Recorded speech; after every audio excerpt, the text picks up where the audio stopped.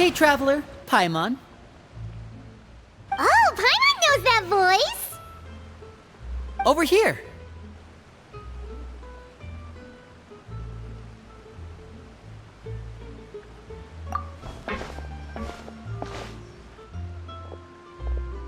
To borrow one of the more popular turns of phrase at the moment, this appears to be quite the fated reunion. Running into you two out of the blue like this has really made my day. I certainly wasn't expecting it. You can say that again. What brings you to Poisson? Wait, Paimon's got it! You must be here for one of your magic shows, right? Actually, we've run into a bit of trouble on the home front, so Father arranged for us to stay in Poisson for the time being. Oh, are Lynette and Fremine here too? Yep, along with most of the other members of the House of the Hearth. You may have noticed Poisson seems a bit more crowded than usual. So you're saying nearly the entire organization has moved to Poisson? Sounds like you've run into way more than just a bit of trouble. What's really going on? Well... Since the two of you are so curious, perhaps I can fill in the gaps. You scared Paimon half to death! Father, you're here. You know... on second thought, maybe we don't need to know? It's all probably super confidential House of the Hearth stuff, right? We totally weren't trying to pry or anything. No need to be nervous. I could sense your genuine concern from your conversation just now. Of course, I can also understand your confusion. Sending so many Fatui here to Poisson, it's only natural that some might suspect an ulterior motive to be involved. I understand. I'm well aware you've had your fair share of confrontations with the Fatui in the past, and I can't exactly guarantee that we'll remain on good terms in the future. As for right now, however, I would say we have little reason to be at odds, wouldn't you agree? The House of the Hearth could stand to be more open with those who have worked so closely with us in the past. As for the issue at hand, well, it hardly relates to any ulterior motive. To be frank, it all stems from a certain rumor circulating around the House of the Hearth. It's an internal matter. What sort of rumor? A rumor that a certain phantom child is hiding away in the House of the Hearth. A phantom child? Ooh, just hearing the name is giving Paimon the creeps. A spirit that should have long ceased to exist is lurking in the shadows of the House of the Hearth. So I decided to bring the children to Poisson before continuing to investigate the situation. I expect I should be able to track down the spirit fairly quickly. After that, it's just a matter of resolving the situation, if you will. It shouldn't be much trouble at all. If you're curious, or if you still have some concerns, it might be advisable to stick around for a few days. I'm sure the children would be exceedingly pleased to welcome some visitors. Lenny, I'll leave you to entertain our guests. I have some matters to attend to. Of course, Father.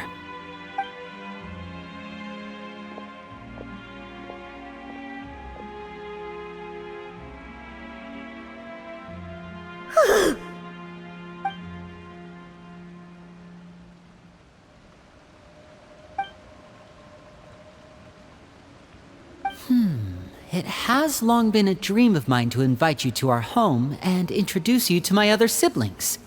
You're quite well known in the organization already. A lot of people have been talking about you, especially after everything with the prophecy. If you're willing, why don't you stay a while and have a little chat with us? Alright. We don't have anything else to do right now anyway. But let's be clear, we're just gonna be there as guests, okay? Don't get any funny... Oh, wait a second. If we're your guests, that probably means we'll be treated to lots of yummy food, right? Of course. During our stay in Poisson, we've been helping out the locals with some fishing.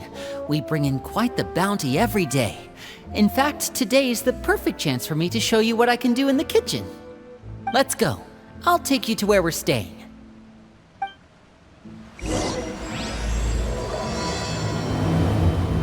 We rented this house from one of the locals to use as a temporary base. I'll come back later and tidy up a bit. After that, it should be all ready for you to stay in tonight. Awesome, thanks! So, where are we off to now? Well, when I happened to run into you two earlier, I was actually in the middle of distributing some supplies. With this many people staying in Poisson, we have to bring in outside supplies every now and then. I should probably make sure the rest of these provisions get delivered, otherwise people might start to get antsy. Okay, we'll come with. There are all sorts of rumors about your organization floating around out there. Paimon's not sure if she could even take a wild guess as to what's true and what's not. But now that we finally have the chance to see a day in the life of the house, we can take a good look at how you operate! Well, you're more than welcome to come along. Just follow me.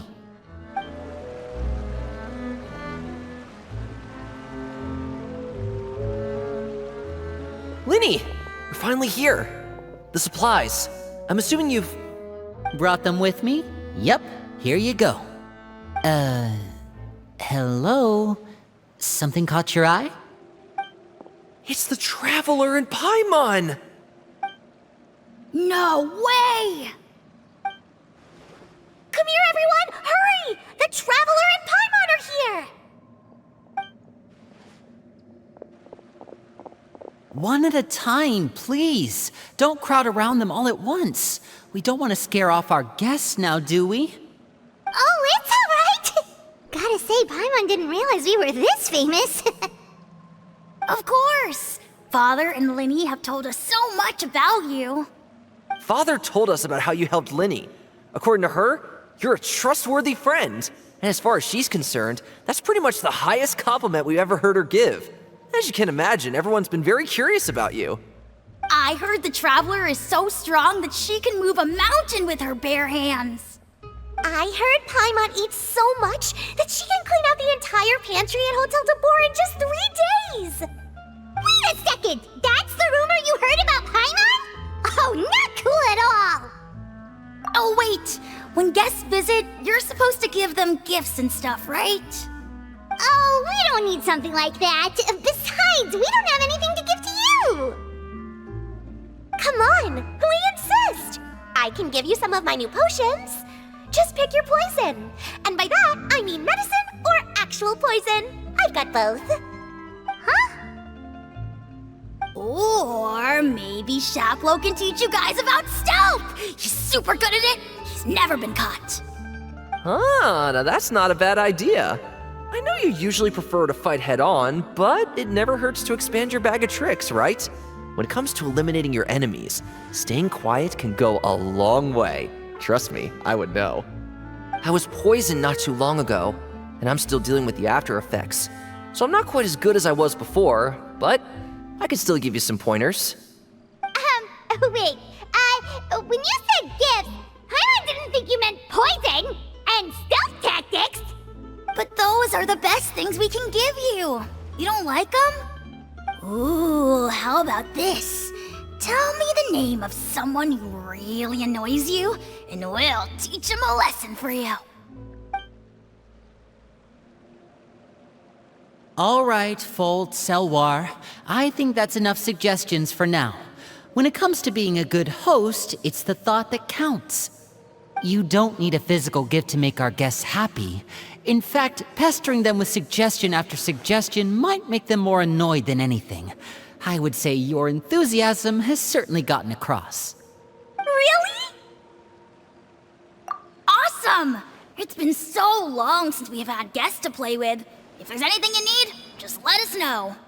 Yeah, especially if it's poison or something. I've got all sorts of potions for that. Well, we'll talk to you all later. We've still got supplies to distribute. All right, see you later.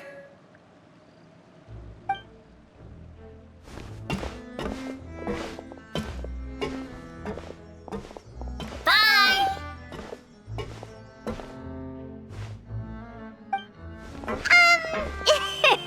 Lenny, about all that poison and stealth tactics talk just now. Scared you, did it? That kind of talk comes with being part of the House of the Hearth. When Foltz was really young, he strangled all of his family pets, just out of curiosity. He was labeled a dangerous problem child and was abandoned by his family. Elwar has an unnatural obsession with potions. Father has forbidden her from trying all the different concoctions she comes up with, but she still tries to test them in secret. You really have to keep an eye on that one. Chaplot is around my age. While I'm mainly responsible for collecting intelligence, he handles surveillance. He's very passionate about his work and has no reservations about taking on some very difficult missions. I know you two probably aren't used to that kind of talk, but I can promise you they only had the best of intentions. Things like stealth tactics and developing different poisons, they really mean a lot to them. They were just trying to share the best of what they could offer, that's all. Filiol, supplies are here. Thanks. And who are these two? Outsiders? Allow me to introduce you. This is the Traveler and Paimon. Oh, you're the famous duo I've been hearing so much about. It's nice to meet you. I heard you've traveled to all sorts of places.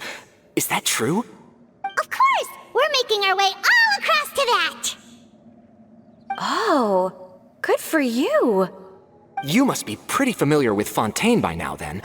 Have you seen the new opera that started running recently? I think it's called... The 4,000 Thieves? Oh, this is the first we've heard of it. It seems like it's going to be fantastic. From what I've been able to tell from the posters, anyway. You should definitely check it out if you have the time. Oh, and there's The Blind Maiden, too. That one is supposed to have audience interaction. Seems pretty interesting. After this mission is over, I think I'll go get a manicure. Oh, maybe I should dye my hair. Wonder how much it'll cost. Is it just Paimon, or do these two seem much easier to get along with than the others?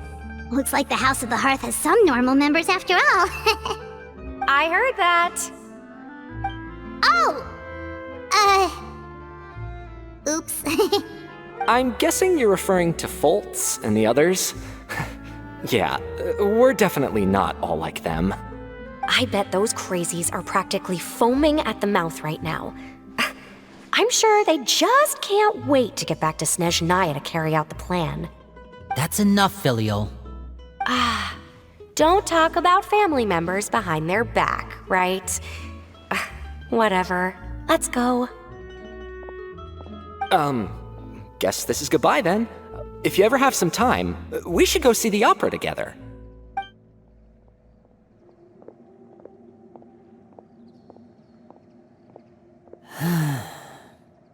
Well, that's it for the supplies.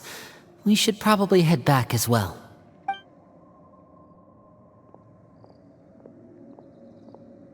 Well, they didn't seem too happy with each other. Seems like there could be something more going on here. You're right. We're only here as guests after all. Oh, Linny's getting super far ahead. Come on, let's catch up.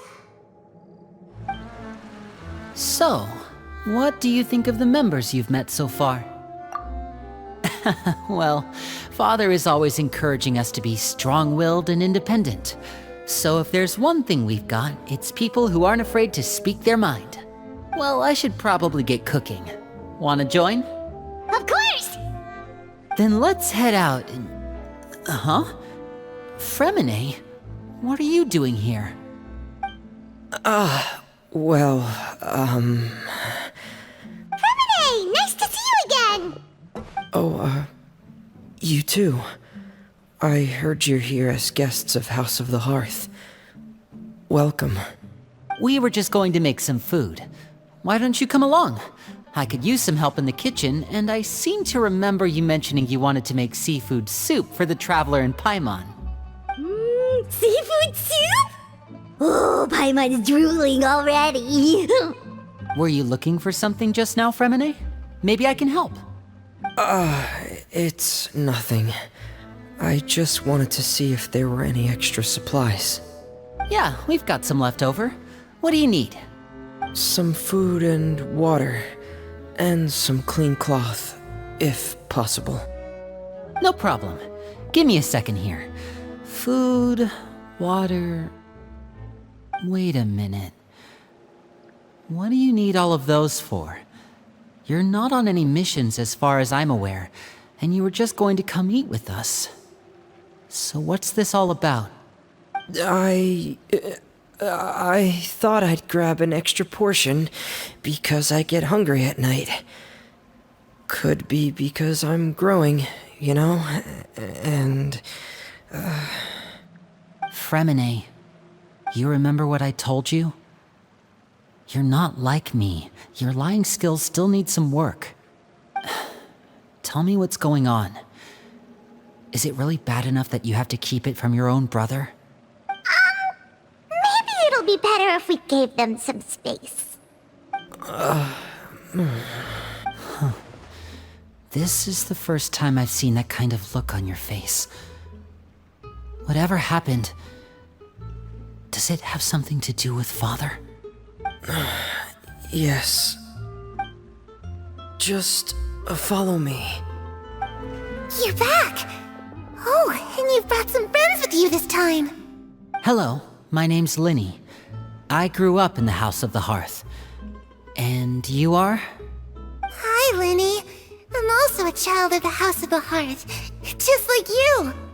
You can call me Clairvy. Clairvy? It's nice to meet you. Does that name ring any bells, Linny? No, not at all. That's not a name we have on our roster, I'm sure of it.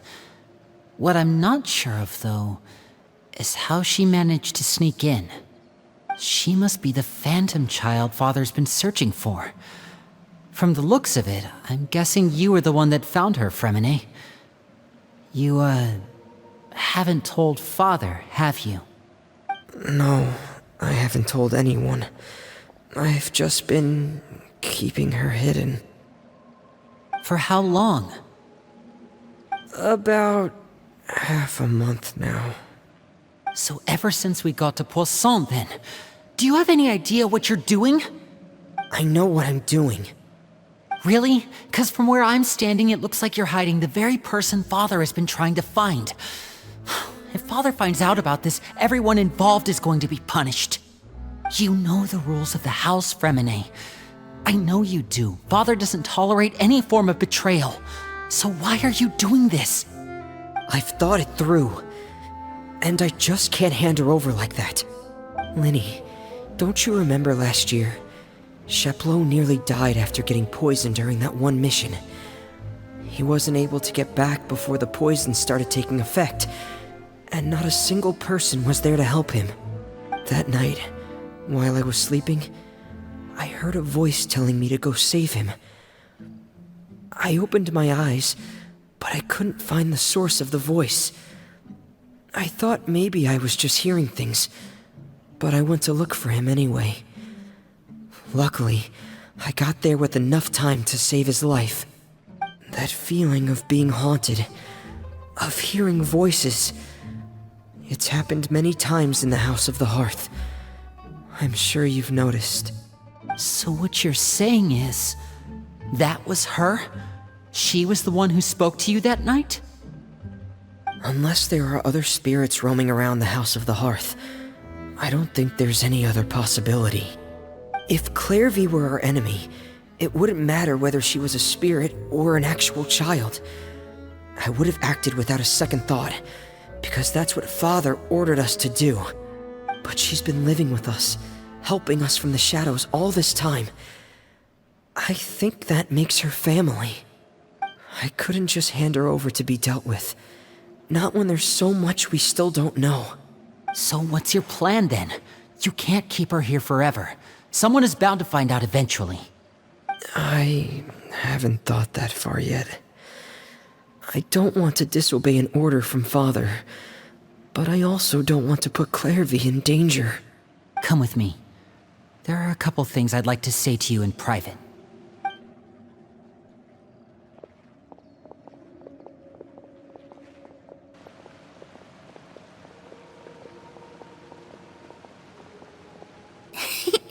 Those two sure care a lot about each other. Well, they got a funny way of showing it. From where Paimon was floating, it sure seemed like they were about to bite each other's heads off. No way! They have a really deep bond. I could tell right away, 'cause I also have a friend like that. I just don't know how long that kind of bond can last. The darkness in the house runs deeper than you can imagine. No one can get out alive. I'm sorry, Lenny. I really didn't mean to drag anyone else into this. Oh, really? You didn't mean to? 'Cause I, for one, wish you did. Huh? What do you mean? You know, when we were younger, you didn't call me Linny. You called me brother, just like Lynette. We grew up together, the three of us. We were all orphans, all rescued by father. Of all the siblings in the House of the Hearth, I think our bond was the closest. Later on, when you started calling me Linny, I wasn't actually surprised. After all, Lynette and I are related by blood. We've had to depend on each other to survive long before we joined the house. Lenny, The darkest and most difficult moments of my life happened before you and I had ever met. I'm sure that's true for you as well. Even so, Fremine, we've stood by each other for all these years now, and to me, that means more than blood. You and Lynette are the most important people in my life. No one can replace you. So I won't let you face anything alone. Not if I can help it. Oh, looks like things are getting kinda heated between Linny and Fremine. Maybe we should go check on them.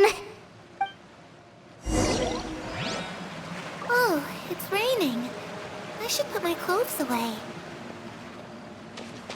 Perry? Huh. Looks like she's not here either. Hey, you two! Hope we aren't interrupting anything. Like a fight, or... Oh, wait a minute, Fremine. You're not crying, are you? Is everything alright? everything's fine. Thanks for asking. Well, we're all friends here, right? We've been through so much together, so if there's anything we can do to help, just say the word. It's just a small family dispute. It's not something our guests should trouble themselves with. In fact, it might be better if your stay ended here. What are you getting at, Traveler? When guests are around, families are often on their best behavior. And any disputes are less likely to escalate. That's what you're trying to say, isn't it? I just... Thank you. I was really hoping to keep you out of it. But even if I could think of some other reason to turn you away, I'm not sure I could convince you. I know things could turn dangerous, so I promise you this. From now on, I'll protect you like my life depends on it. Me too. Well, back to the matter at hand then. If we don't plan on handing Clairvy over to Father, then our only other option is to solve the mystery of her identity before Father is able to track her down. That means finding out where she came from and what she's doing here. Then we can send her on her merry way and pretend like none of this ever happened. I've tried that already. And? And... nothing. I tried taking her somewhere really far away, but... after some time, she just reappeared. She even came with us all the way to Poisson. It seems like wherever the house is, she follows. I don't know much about spirits. Do you two have any ideas? Let's see here. Paimon remembers hearing something like, if you fulfill a spirit's last wish before they died, they'll let go of whatever's keeping them here and return to the ley lines. Oh, it's just that Paimon doesn't really remember where she heard that, so it's not guaranteed to work or anything. Well, sounds like it's worth a shot. Guess that means we should go ask her about her wish. But first, Fremine, I need you to promise me something. What is it? I need you to promise me that this will stay between the two of us. We're the masterminds behind this whole thing. No one else gets involved. Can you do that for me? Of course. I promise. All right. Then let's seal the promise just like when we were kids. Fist bump on 3. Ready? 1, 2, 3. I swear.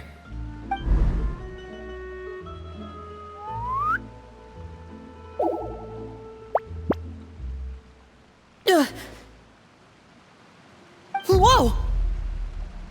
Lynette! But what a surprise! What brings you here, dear sister? And, when exactly did you get here?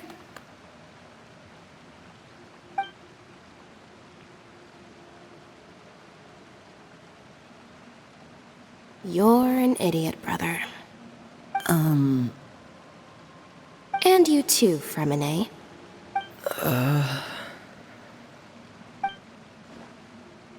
You 3, Traveler. And you 4, Paimon. Wait, what did we do? I've seen Clairvy around the House of the Hearth before.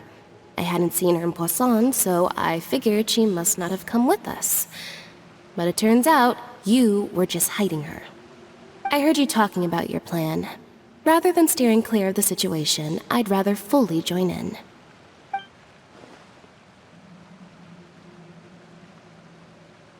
If you don't agree, I'll have no choice but to report everything back to Father. Simple as that. You're not giving us much wiggle room here, Lynette. Well, I guess we're all in this together then. After we talk to Clairvy, we'll figure out our next move. There's no time to lose. Let's go.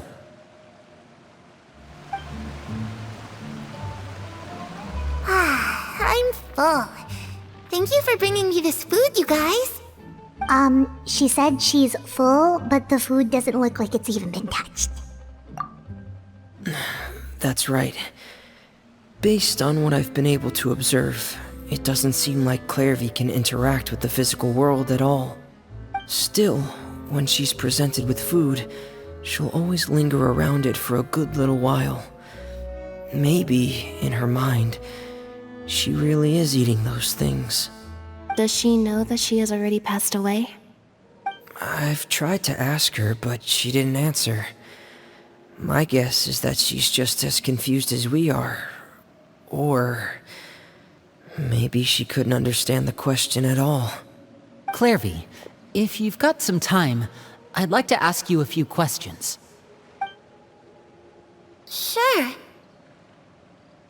Oh, another new friend. Hi, I'm Clairvy. Hello. Clairvy, how did you join the House of the Hearth?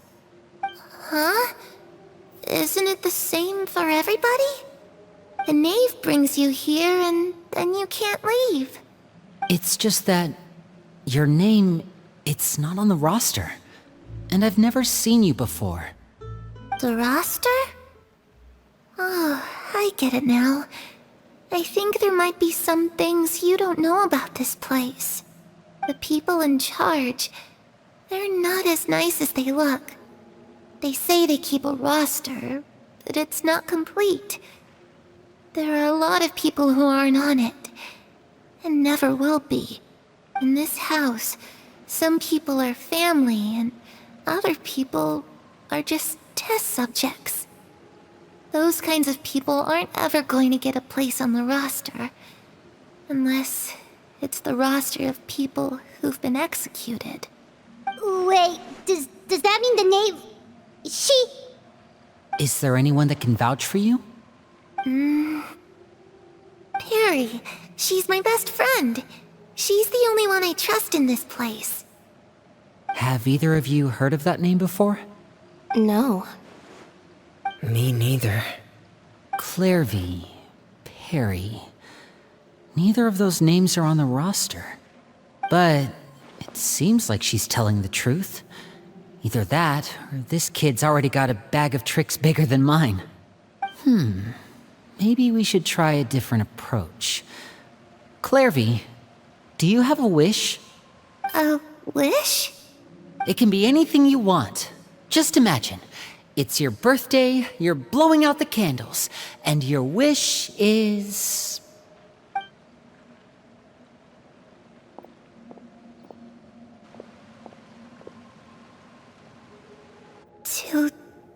To go outside, where the sun can find me. That's it? Well, that sounds easy enough. The darkness in the house runs deeper than you can imagine. No one can get out alive.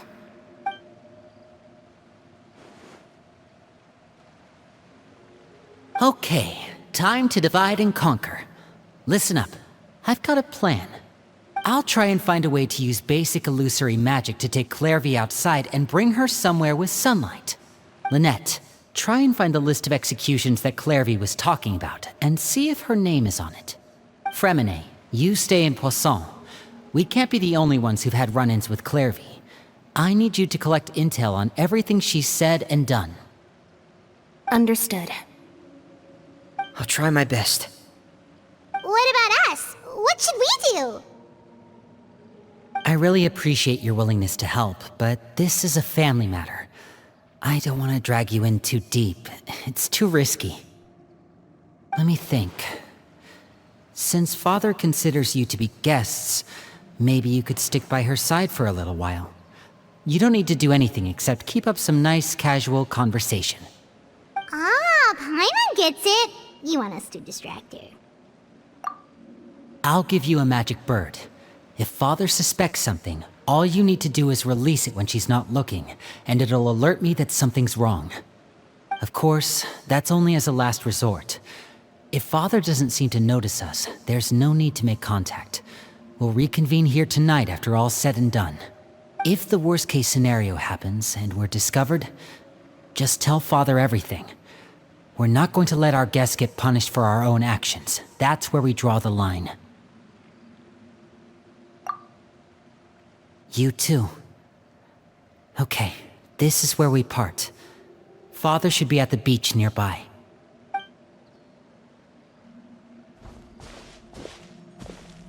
I really hope this goes well.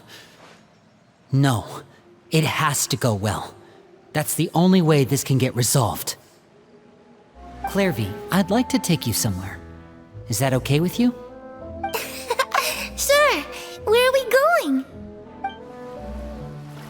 It's the knave and child.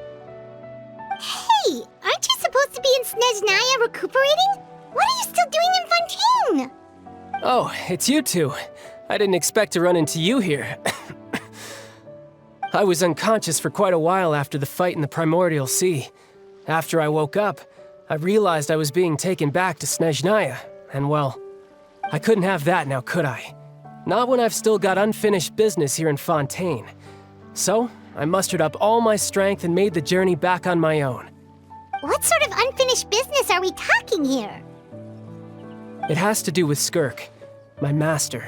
I really wanted to meet up with her, but by the time I got back, she had already left. I still have so many questions for her. Without any other leads, all I could do was ask the knave to help me track her down. She must have left behind some traces from her time in Fontaine. Oh, okay, so have you found any clues? Unfortunately, no. While the House of the Hearth is adept at collecting all manner of intelligence, certain existences can still manage to escape our purview. Basically, unless Master feels there's a need to meet with me, she's not going to be found. But that problem has an easy fix. I just need to become stronger, and then... Paimon thinks you should focus on getting better first. The worst of it is over. It's all thanks to that one kid from the House of the Hearth. Elwar, I think her name was. She gave me a bunch of random potions to drink. They didn't go down easy, let me tell you. Pain and chills all over. But they really did help speed up my recovery. And that's good, because it looks like I really do have to head back this time. The old man's been putting the pressure on me. He sent someone to tell me I'm needed for some sort of project. Project Stuja? Yeah, that's the one. I heard Regrader's involved too. I'm not looking forward to having to listen to all his monologuing, that's for sure. Hey, maybe you could think of a way for me to stay in Fontaine for a little longer. Helping Linny and the others brush up on their fighting skills would be far more interesting. If you and I could spar, that would be even better. I've been waiting for a chance to see you go all out. And what a sweet little daydream that is. But I also have a role to play in all this. I'll be leaving Fontaine shortly as well. Besides, considering how little they see fit to step outside the homeland, being called on to return to Snezhnaya by such illustrious dignitaries, what a great honor. Wouldn't you agree? One I could do without, I'd say. Is it just Paimon? Or does it kind of seem like they're... So, dear guests of the House of the Hearth, to what do I owe the visit?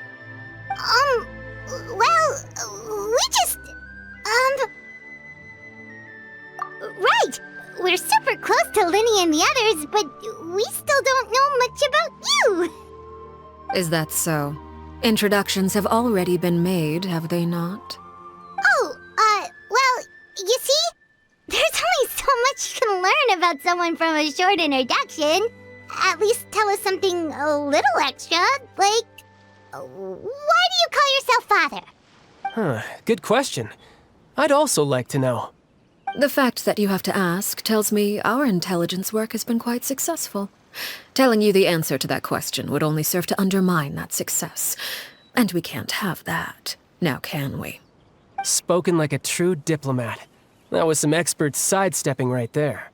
Well, if there's nothing else, I think I'll take my leave. I still have a small matter to resolve at home. Wait, don't go!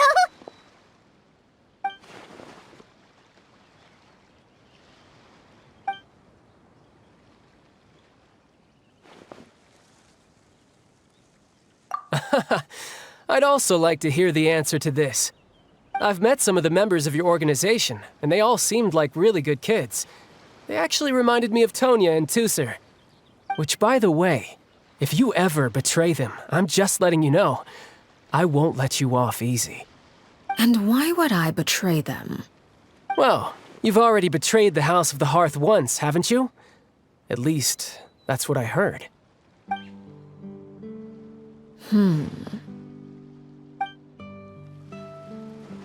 Okay, I admit. That's just what the old man told me. The rooster, I mean.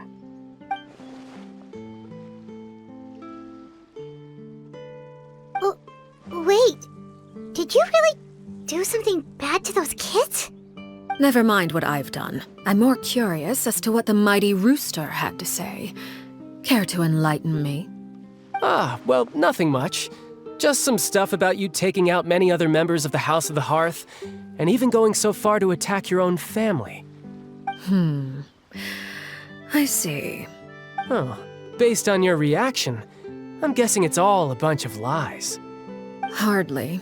I don't appreciate his particular turns of phrase, but I suppose he didn't say anything untrue. Although, it would be more accurate to say that there is a certain level of prejudice involved, but I don't intend to clear that up just yet. Prejudice has a funny way of concealing the real truth behind certain things, an attribute that I find to be quite advantageous. Call yourself a Fontainian, for example, and people will assume all sorts of things, when the real truth is that this is simply the land where I was raised. Huh? You're not actually from Fontaine? But then why did you try to help out with the prophecy and everything? I was trying to protect the children born in Fontaine. Claiming that I myself was a Fontainian simply made it easier to operate. People would hardly suspect a fellow Fontainian of having any ulterior motives. Who wouldn't want to save their homeland after all? The primordial sea wouldn't have any effect on me, but it would have caused great harm to the House of the Hearth. Well, you wanted extra information, didn't you? There you go.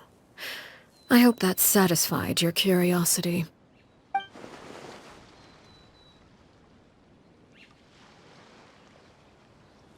So, you stayed in Fontaine for the kids. I guess I was wrong to believe you'd betray them. Apologies. Looks like I was holding on to some prejudices myself. Good. Like I said, I like it when others have misconceptions of me. Actually, while I was recuperating at the House of the Hearth, there was something else that really caught my attention. I heard that members always resolve disputes and arguments with a friendly spar, and the loser has to back down. Seems pretty cool if you ask me. Would also give them plenty of opportunities to hone their skills. Well, that's only a recent development. In the past, such spars weren't nearly so friendly. The losing party would lose everything, including their life. They were that high stakes? Whew, at least that's not a thing anymore. Well, the current atmosphere's not half bad. I'm a bit jealous, actually. You've got so many family members around you, and you even get to live with them. Having a lot of family around means dealing with a considerable amount of bickering and scheming. Once Tonya and Tusser enter their rebellious phase, I'm sure you'll understand. Just imagine. Tusser becomes obsessed with plucking out strands from the rooster's mustache, or Tonya decides to dye her hair 42 different colors. Okay. I get the picture.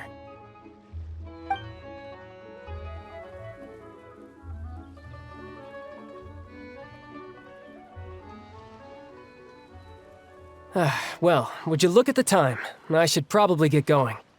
Traveler, Paimon, I'm not sure where our paths will cross next, but the next time we run into each other, we should definitely try and find some time to spar. Again, maybe this is a conversation we can have when you look less like you're gonna keel over. All right. Well, thanks for everything, Arlecchino. No thanks necessary. You also played a part in obtaining the Gnosis. I would say we can call ourselves even. I like the sound of that. Well, I'm off. See you all some other time. We should probably get going too. Do you want to head back with us? Oh? You want me to leave so soon? Oh, well, you see, I'm rather enjoying the evening breeze. If you don't mind, I think I'll stick around for a bit. I have some things to think about. Apologies for not attending to you like a proper host. Please forgive this slight. I do hope you'll have a pleasant stay. we managed to keep her distracted until nightfall. Good thing Child was there to keep the conversation going. You don't think she suspected anything, do you?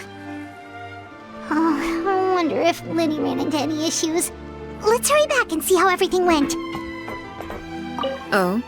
You decided to stay a little longer? Let's take in the ocean view together, then. Lenny, how did everything go? Well, long story short, we ran into a small issue. Clairvy can't go into the sunlight. Everything was fine at first. She followed me up to the surface just like I told her. But as I led her out of the shadows and into the sunlight, she vanished. I turned around and there she was, standing at the edge of the shadows, silently watching me.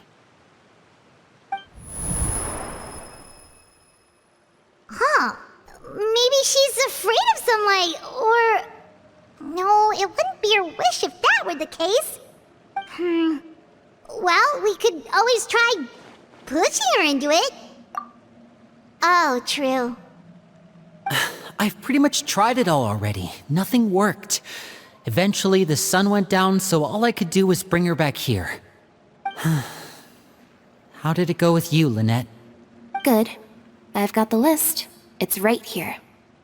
Really? Well, what are we waiting for? Let's take a look!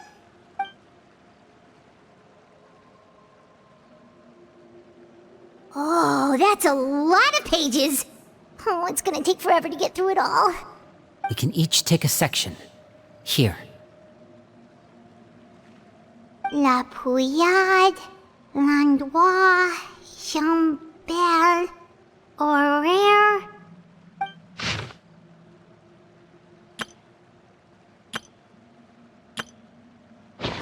Yikes. That Aurora guy has a huge scar on his face. He's kinda giving Paimon the creeps.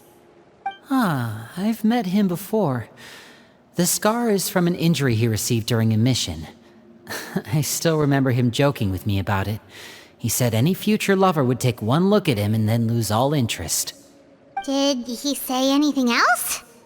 Well, I asked if there was someone he was interested in. He said no, and that's where our conversation ended. It was only later that I learned he really did have someone he liked. He risked everything to escape so he could be with her, but it didn't work.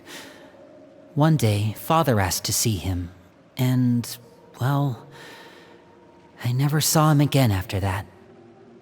Wait, so that means the knave, she... It may seem cruel, but it's just one of the rules of the house. Betrayal is not to be taken lightly. We know too many secrets to come and go as we please. So, if you do try to leave, you pay with your life.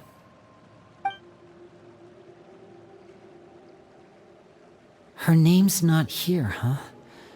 Well, that's not too surprising. It doesn't seem like this list is complete. It only contains records dating back around 5 years. Let's shift our attention then. Fremine, were you able to find anything out? Fremine. Sorry. I was thinking about something. I managed to talk to quite a few people, but I couldn't help but notice that the atmosphere in the house was a little... strange. Strange. Yeah, I mean, I know there have been arguments in the past, times when people haven't gotten along. Chaplot and Filiol are a good example of that. Oh, those are two of the people that we met while delivering supplies. Paimon can see how they might not get along. They had very different vibes, and their, interests seem to be pretty different as well. That's to be expected, actually. Father brought us all here, shared her knowledge with us, taught us how to fight. That's one thing we all share.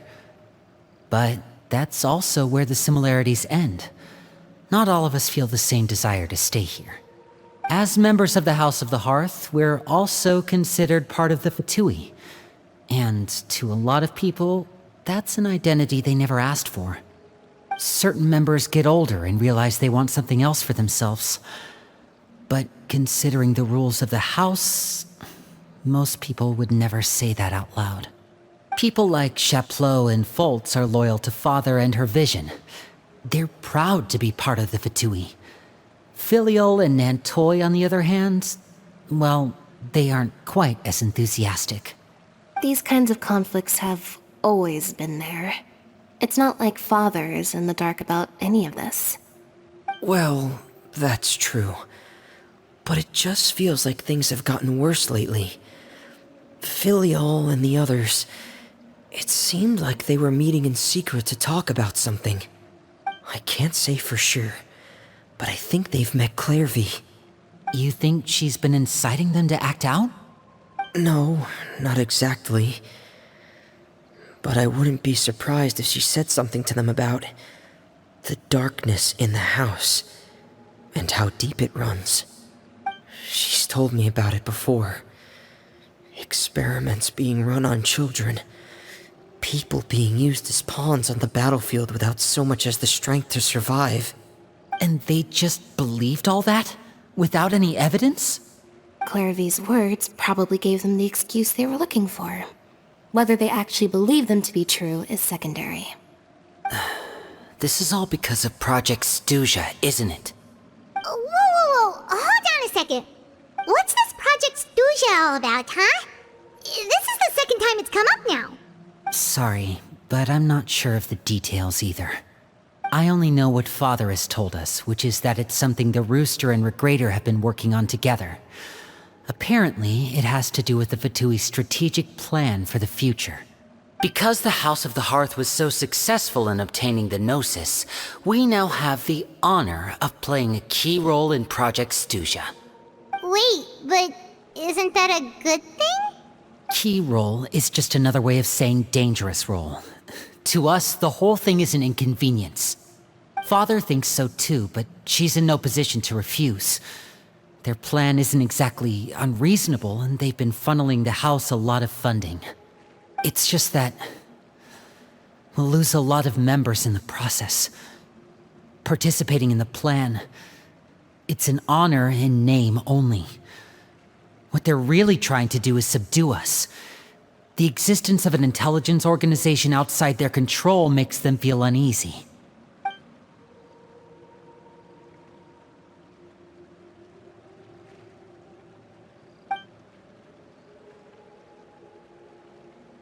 Okay, super complicated top secret Fatui business aside, what does all of this have to do with the conflicts you were talking about earlier?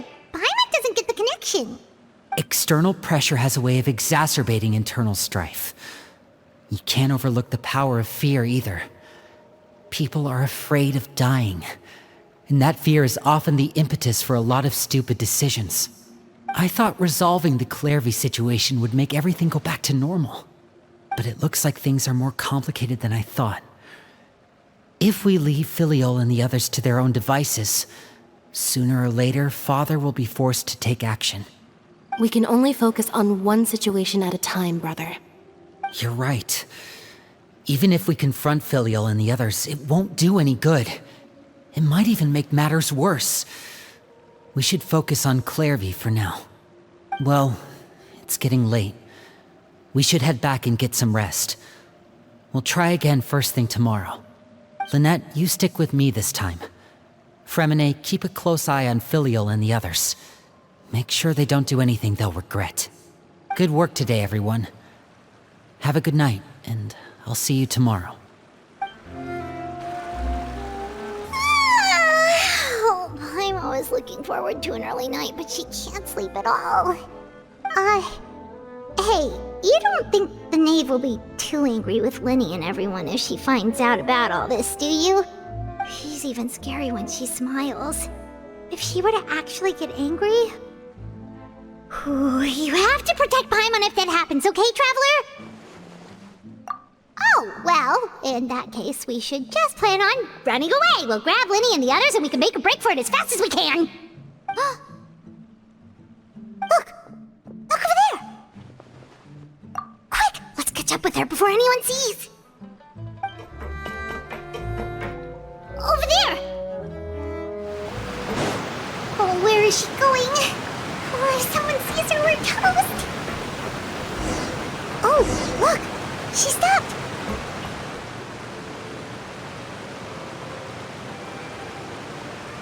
Clairvy! Shh! I opened the window while no one was looking. Look how pretty the outside is. If only I could have more than this. You probably think I'm being silly, huh? All this hopeless resisting?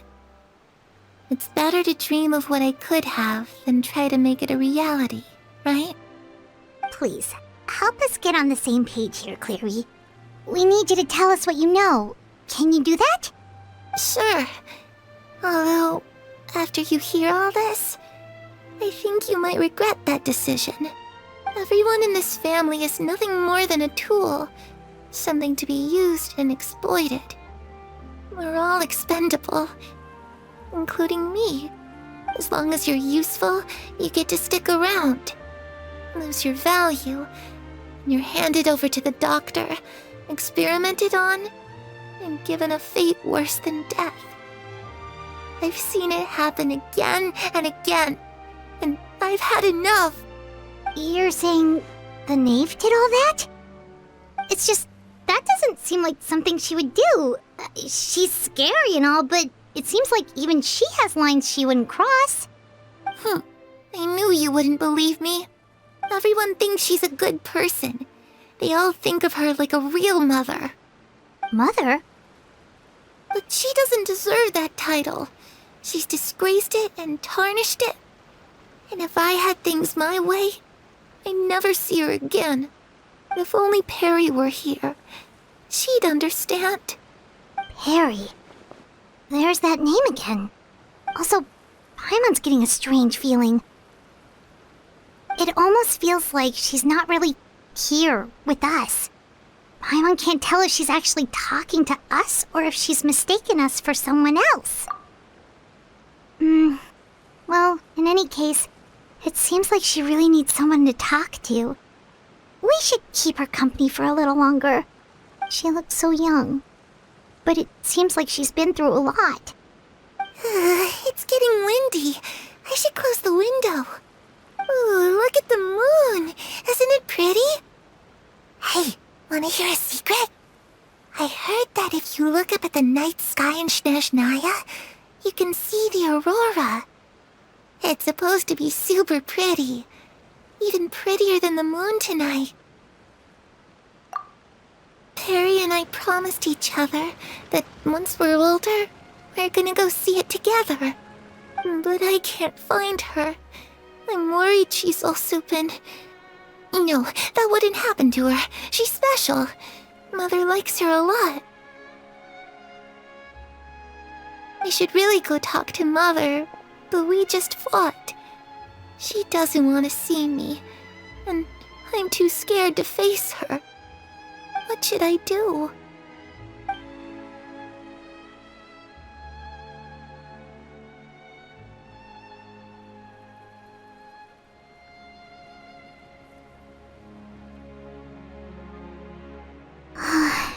Paimon really doesn't understand what's going on with her. Well, let's head back. We've got an early morning tomorrow.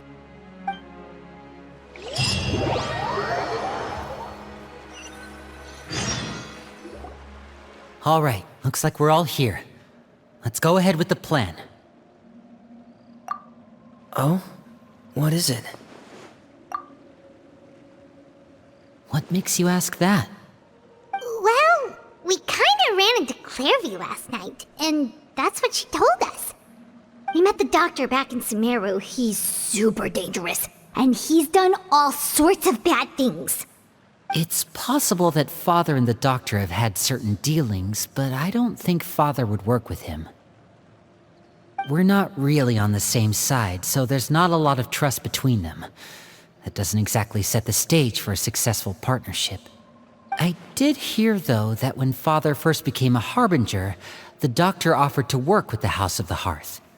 Father rejected most of his proposals, except for one. It had to do with some sort of secret experiment.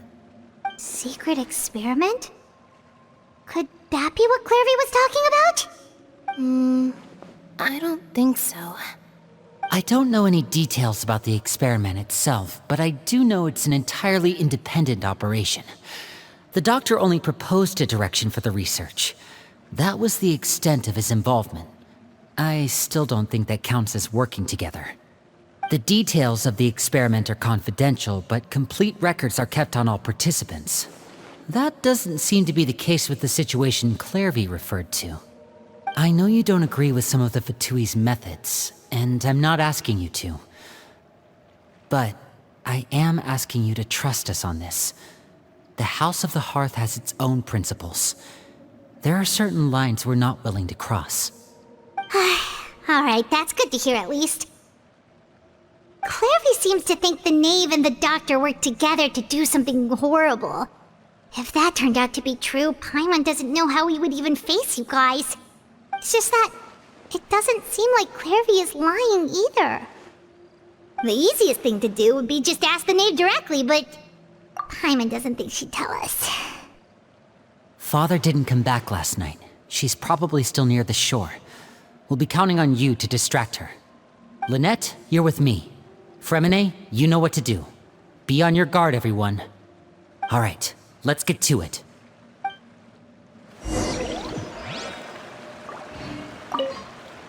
Where are we going today? Let's try somewhere further away this time.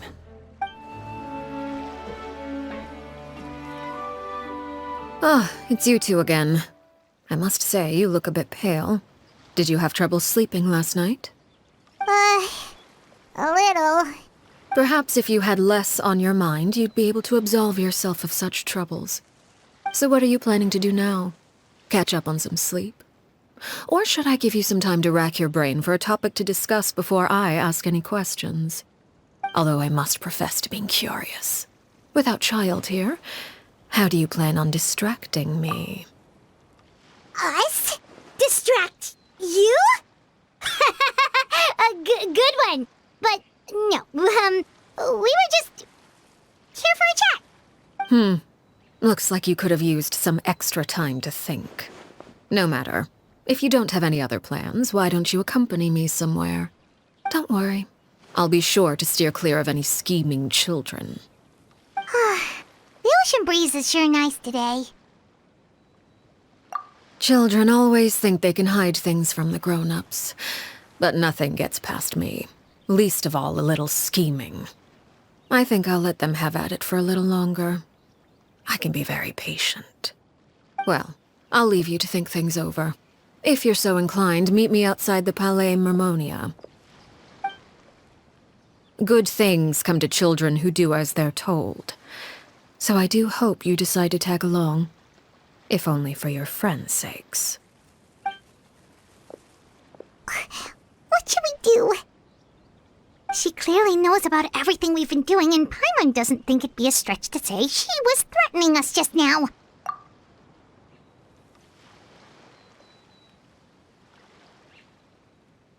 Oh, good idea. Hopefully he sees it in time.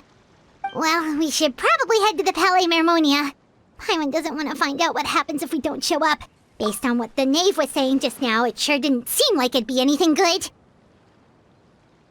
Okay, then we probably shouldn't keep her waiting.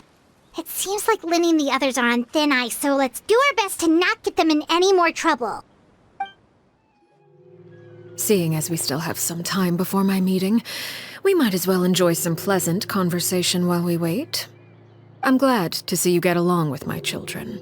Being surrounded by good companions is necessary for a child's development. You're not planning on doing anything to them, are you?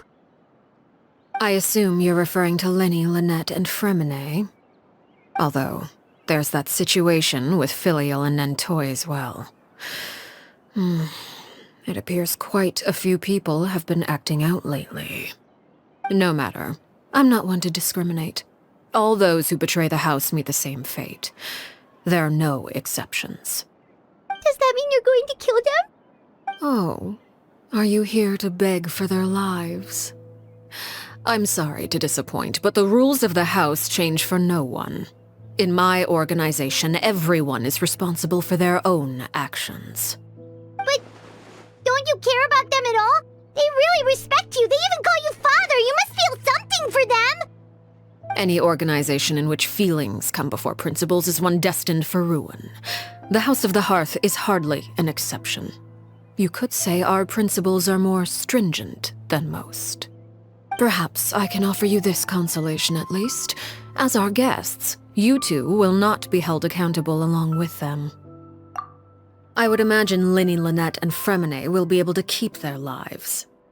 As for Filial, Nentoy, and the others, I'm afraid there's little I can do.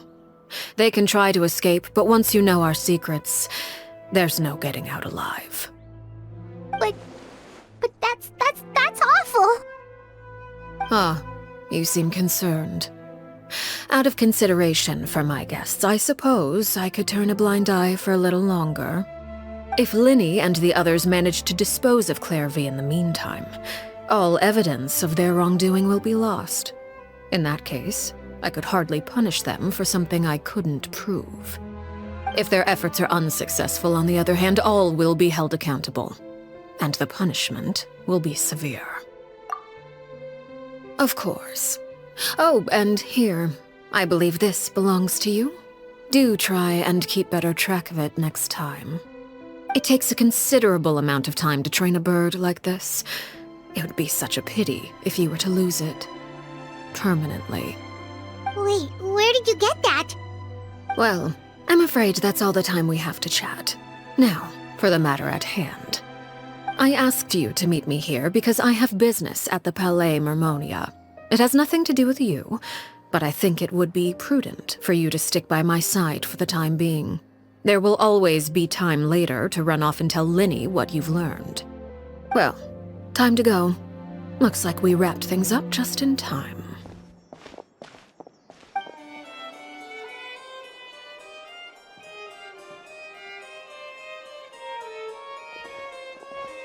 It's been a while, Monsieur Neuvillette. I must say, I wasn't expecting my meeting request to be approved quite so quickly. The Palais Mermonia operates with an efficiency worthy of admiration. It is only right that an esteemed diplomat such as yourself should be afforded the proper level of respect.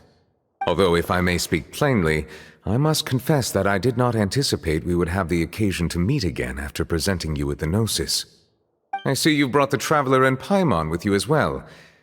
If I may inquire as to the purpose of your visit. I'll be departing Fontaine shortly. There is, however, an outstanding matter that I would like to see resolved before I go. It requires a rather lengthy explanation, I'm afraid. So I took the liberty of explaining everything in this proposal. Please review it at your leisure, Monsieur Neuvillette.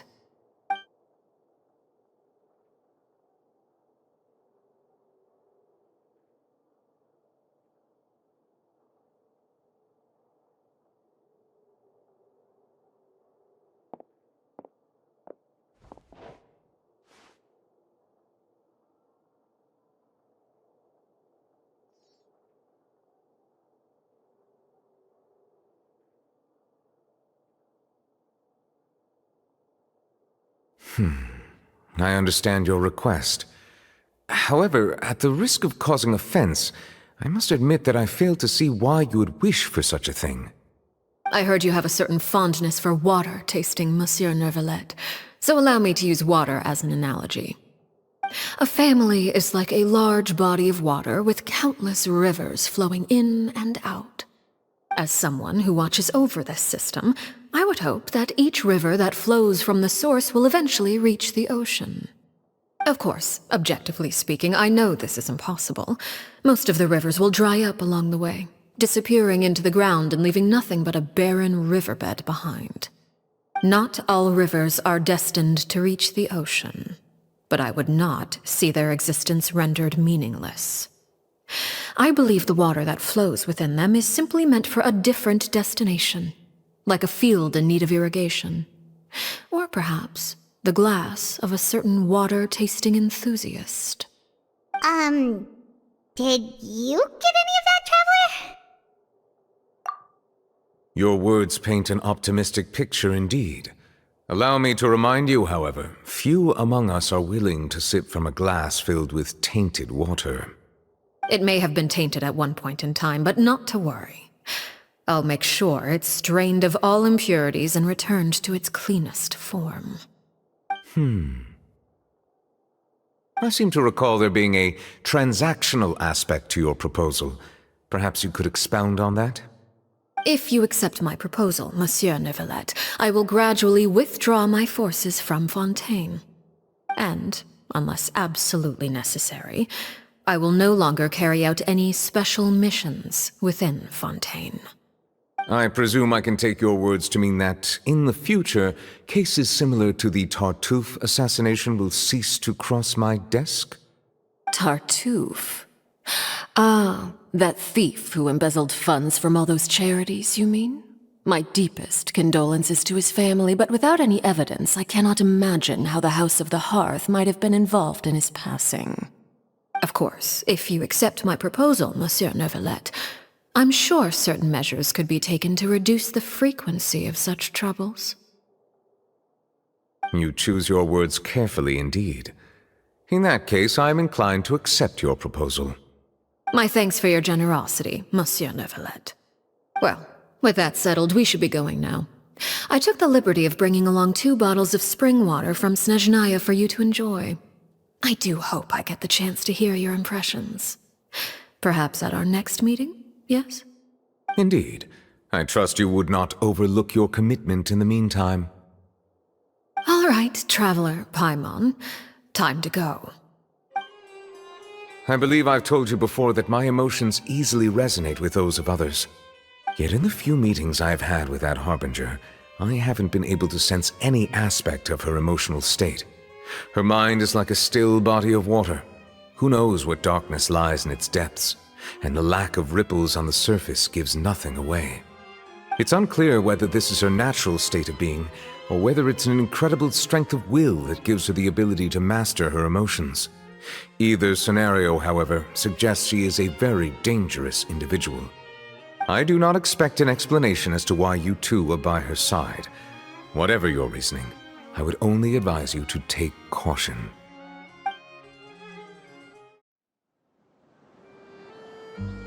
So, what exactly were you talking about back there? Paimon only heard you mention some rivers, a large body of water, and then some kind of irrigation scheme. You really want to know? I would imagine there might be more pressing concerns at the moment. Lenny, Paimon really hopes everything's going okay. Oh, Paimon recognizes that look. You've got your thinking cap on, don't you, Traveler?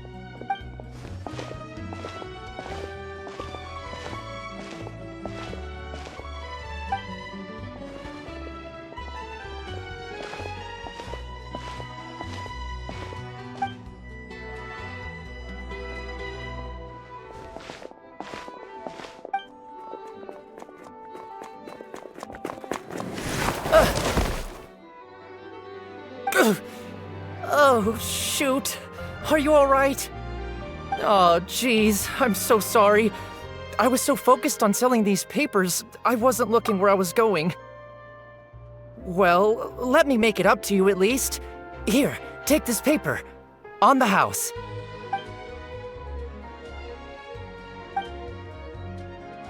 Oh, you don't have to give us anything.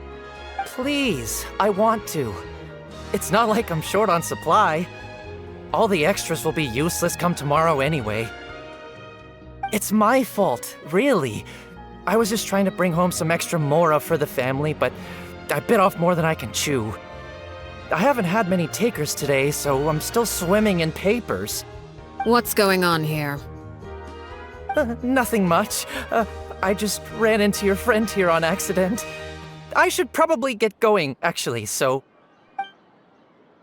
Hold on. Of course, I'm happy to compensate you with mora, it's just... I don't have any on me at the moment. I'll take 3 papers. Here. Your payment. Oh!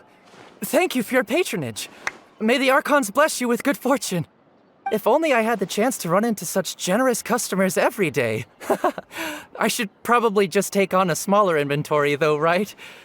I'm getting married soon, so sometimes it's hard to not get ahead of myself. Anyway, I should head out. Goodbye! Well, now that my affairs are settled, we should take the boat back to Poisson. We've even acquired some light reading to enjoy along the way. Actually, why don't we stick around for a little longer? Paimon just realized how hungry she is. She can't head back to Poisson on an empty stomach.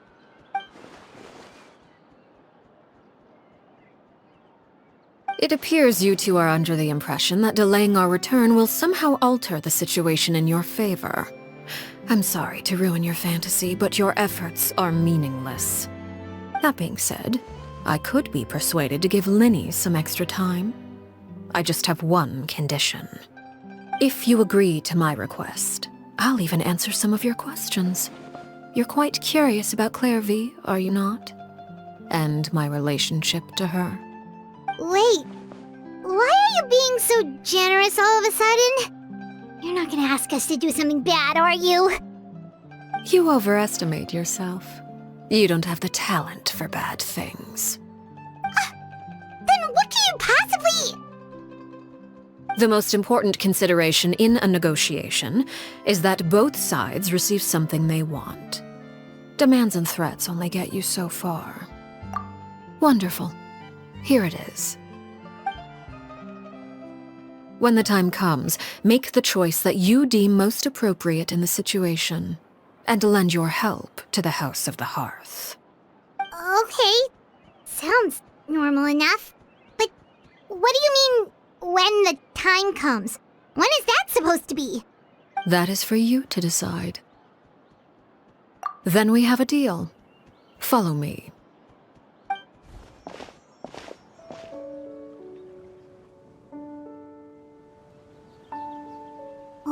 this place? Somewhere long forgotten by everyone. It used to be a grand building. Now it's nothing more than a pile of rubble. No one comes here anymore, nor does anyone care about what once happened here. Although, this place does have something to do with the story I'm about to tell you. It was before I became a Harbinger, and before Linny and the others joined the House of the Hearth. Due to certain events, I first killed Clairvy and then her mother. And this is where it all happened. You were the one that killed Clairvy?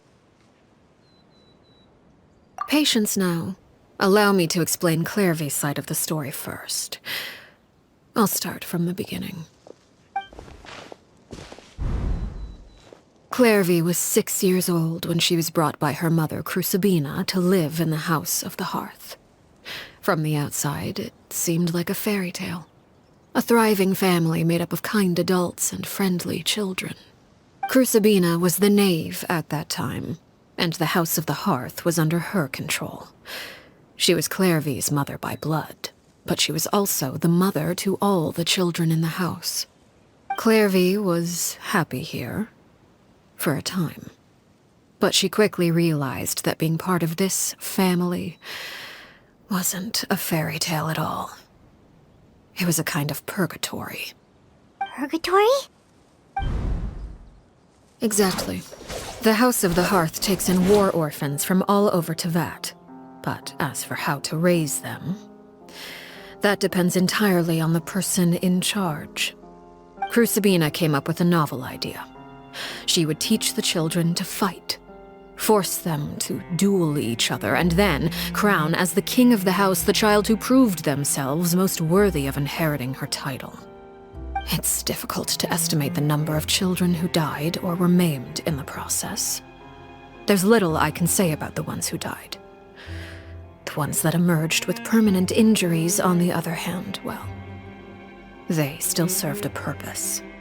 They would be handed over to the doctor to be experimented on, or sent away on dangerous missions. Nothing more than tools to be used and then discarded. So those were the experiments Clairvy was talking about. But what actually happened to her? You said that Clairvy was Crucibina's daughter, so if Clairvy tried to convince her to stop what she was doing, Crucibina probably would have listened, right? Despite being Clairvy's mother, Crucibina cared little for her daughter. She forced Clairvy to join the House of the Hearth only as a means to demonstrate her own impartiality as a mother, to prove that she treated all her children equally. Clairvy did try to convince her mother to change her ways, but it was to no avail. After her efforts failed, the only other option was to rise up and try to fight back. Unfortunately, the other children had already been thoroughly indoctrinated into the illusion of happiness Crucibina had created. Of course, there was one exception. Someone Clairvy's age who knew the truth about the House of the Hearth. Her name was Peruere. Wait, the friend that Clairvy mentioned? Friend, huh? I suppose we can call her that for now. Clairvy was a cheerful and passionate person with a tenacious spirit. Peruere, on the other hand, was rather cold-blooded. Her cold-blooded nature allowed her to see through Crucibina's facade. Yet, it was also this cold-bloodedness that prevented her from acting against it. At least at first. While Clairvy longed for freedom, Peruere was convinced that, amid all the fighting and violence, she would make it until the end. Despite their differences, the two became fast friends, united by their knowledge of the truth. Clairvy told Peruere that she hoped to create a real family, where no one would be killed or sacrificed. There may have been a certain naivete to her ideas, but Clairvy proved her determination many times over. She tried countless times to run away, ask for help, or expose the truth. But her efforts only earned her beating after beating.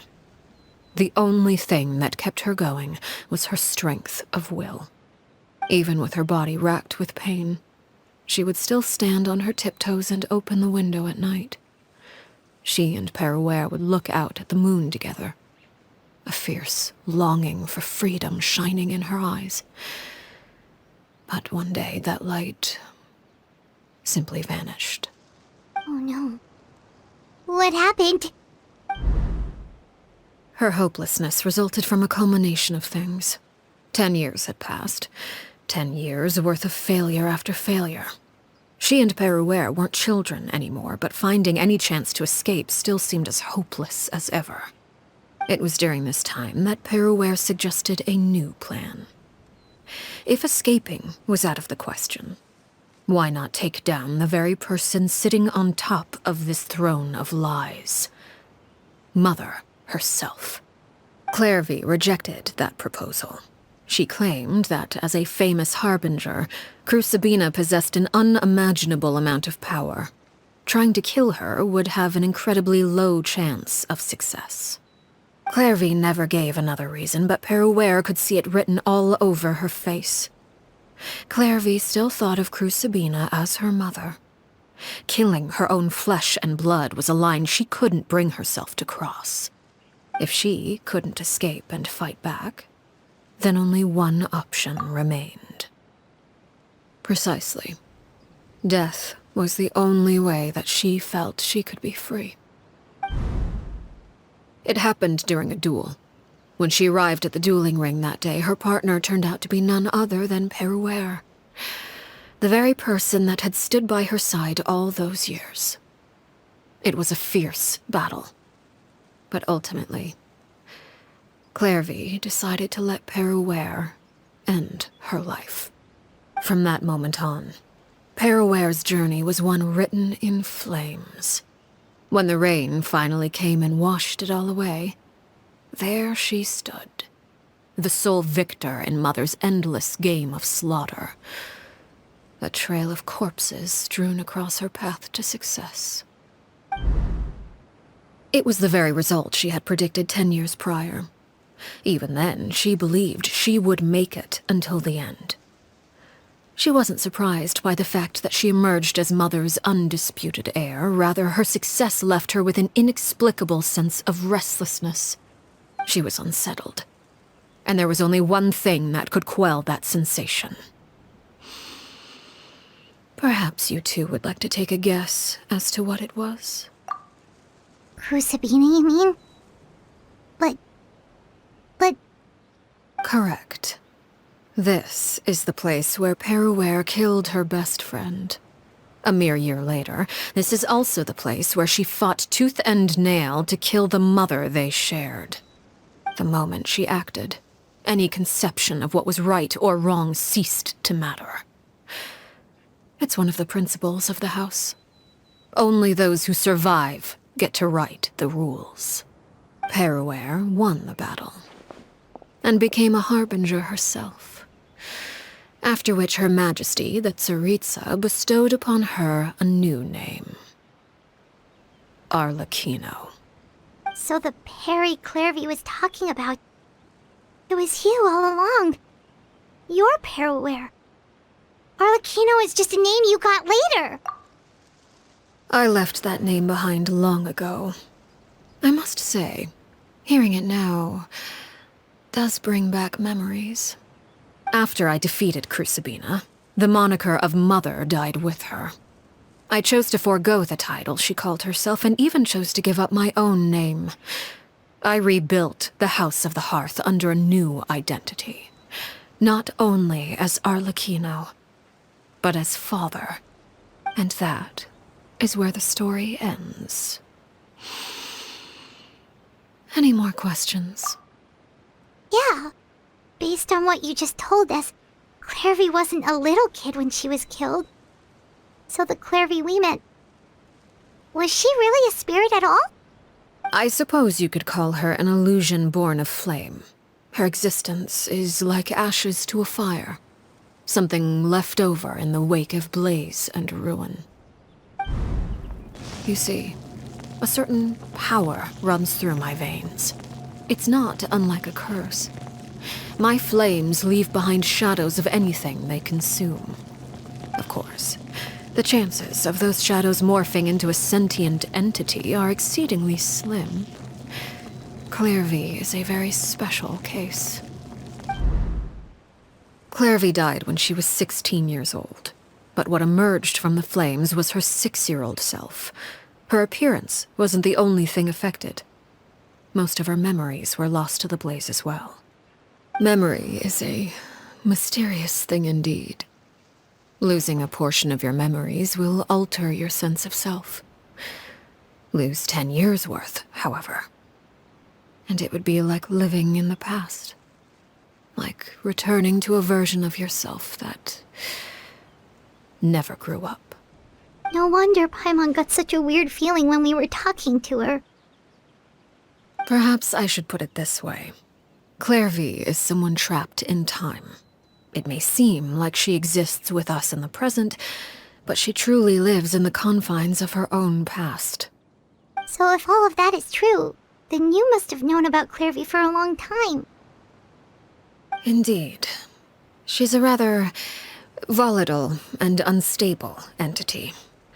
Sometimes she would look after the children. She's even saved some of their lives. But other times, she would hide from me and become obsessed with revealing the truth about the house to anyone who will listen.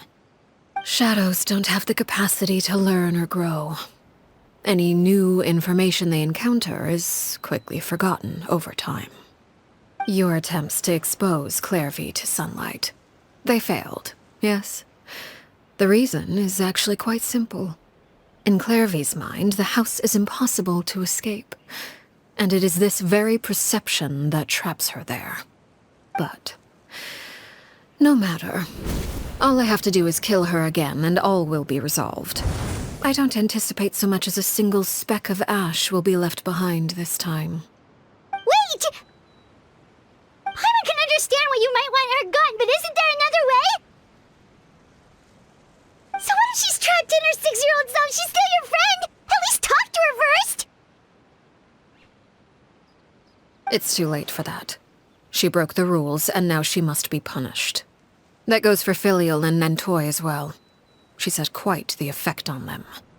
I hope you understand the difference between Crucibina and myself lies in our formulation of the rules, not our policy for enforcing them. Upholding the rules without question is a trait we both share, because that is how a household should be run. Is this really what you want to do? Whatever could you mean? Don't you want to say a proper goodbye at least? Whether as a killer or as a father, there are two things that must be avoided at all costs: anger and sorrow. Anger makes you impulsive. Sorrow causes you to waver. Well, it appears it's about time to proceed. Before we arrived, I told some of my well-behaved children to bring our troublemakers here by nightfall. I do believe I've kept my end of the deal. I gave your friends quite a bit more time. As for what happens now, we'll just have to wait and see.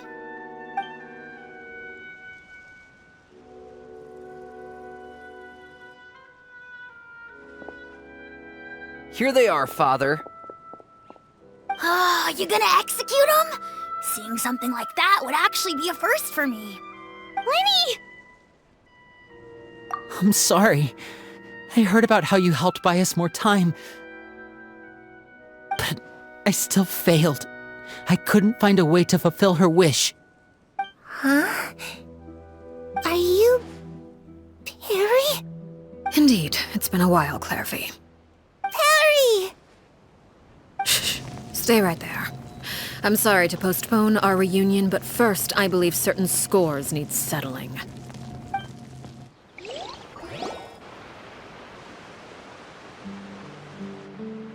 Father, let me explain. Out of my way. Father! You chose to conceal a threat to the house, and for that, you must be punished. Overall, however, I suppose your wrongdoing is hardly the most egregious of the bunch, so I'll deal with your punishments later. As for right now, the more pressing concerns are the traitors among us. By traitors? Do you mean us? Father, let me explain. We didn't mean to... Fultz, why don't you share what you heard? Yes, Father. Secret Midnight Meeting number 3. Participants, Filial, Nantoi, Sato, Toddy. Nantoi clearly said, if only Father wasn't the one who took us in. Sato added, I'm sick of this life. I just want to live as a normal person. Filial was the worst of them all.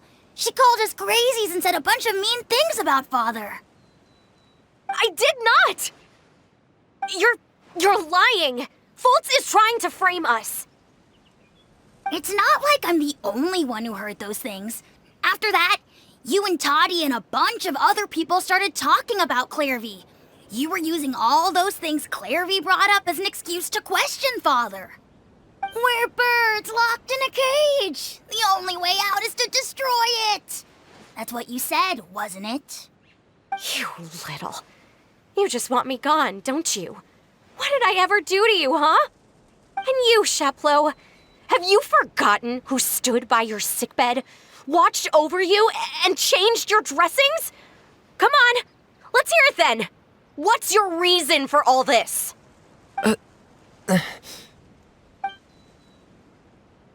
You're wrong, Filial. We don't want you to die. You're our family. Liar. You wouldn't be doing this if that were the case. So why? Why have you backed us into a corner? We all live in the House of the Hearth. You know the type of work we do, Filial.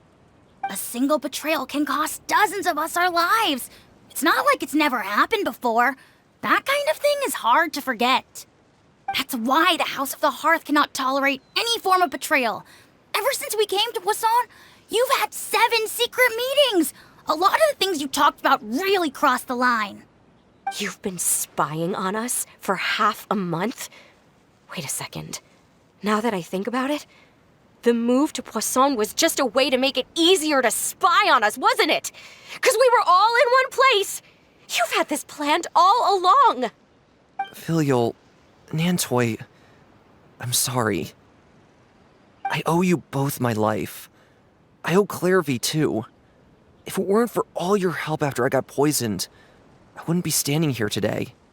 If this were any other situation, I would do anything to repay that kindness, even if it cost me my life. But rules are rules. I'm sorry. My hands are tied. Why? Why? That's enough, Filial. We made a mistake, and we should own up to it. We broke the rules, plain and simple. And now we have to face the consequences. I'm sorry, Sheplo. Fultz. I'm sorry, Father. We accept our punishment.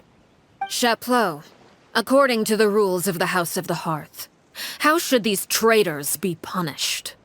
All those who betray the house pay with their lives. And so it shall be.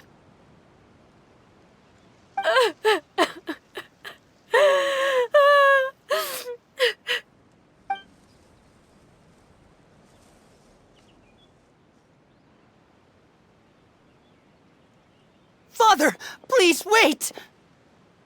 Something you want to say, Linny? Please reconsider, Father. What Filial and the others did, does it really count as betrayal? We all come from broken families. From the very first day we joined the House of the Hearth, we wanted nothing more than to make it a real home. But the truth is, none of us know what a real home should look like. I'm not saying I have all the answers. All I know is this.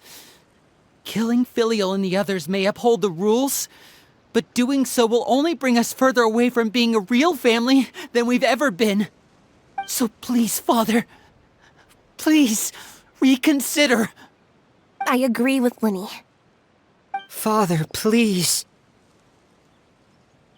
Linny, you...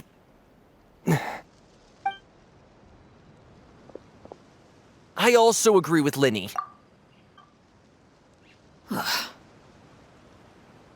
An order once given cannot be rescinded. However, given the extent of your determination, I suppose we shall have to go about this a different way. Draw your weapons and face me. Our weapons? Father, are you referring to a duel? Precisely. The rules of the house will not be altered. Traitors must be punished. However, resolving disputes with a duel is also one of our rules, one that also applies to me. Demonstrate a sufficient showing of strength, and I shall offer a concession. Wait. Beat Father in a duel? Impossible. Father is way too strong, even for Lenny.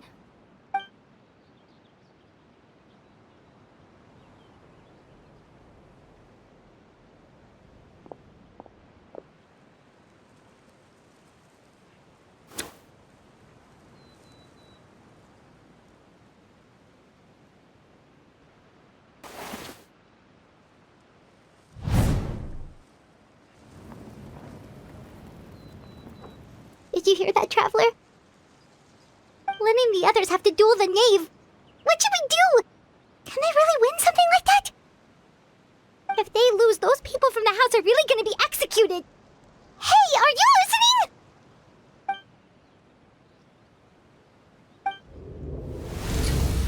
Don't you want to say a proper goodbye at least? Anger makes you impulsive. Sorrow causes you to waver.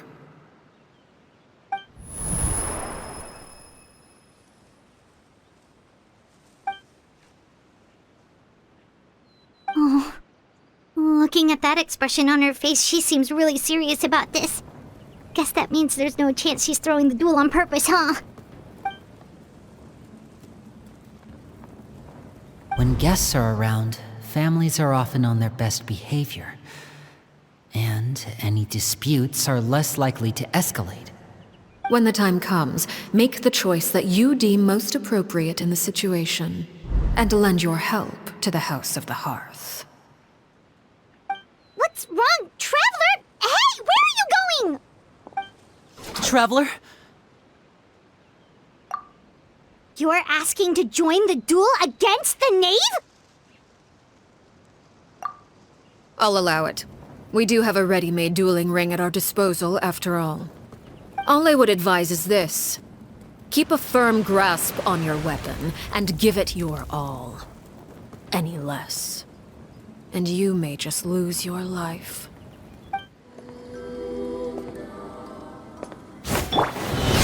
Illusion shattered! Is it Everybody my turn stand now? back! You asked for it! Stop right there! Now's our chance! With these rising flames!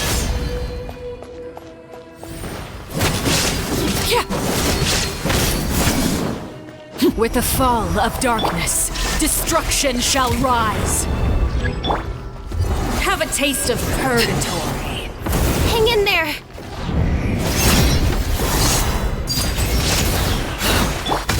Let's light it up! Closer now.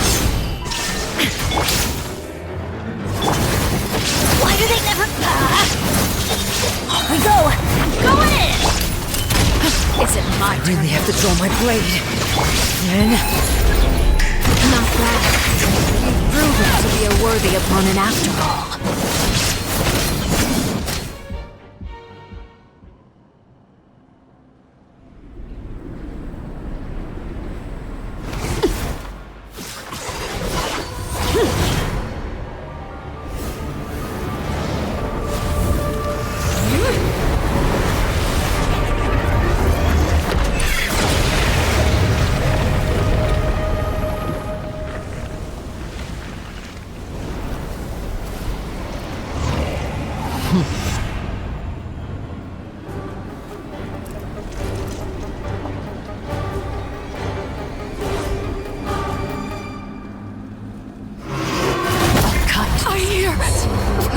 Children singing.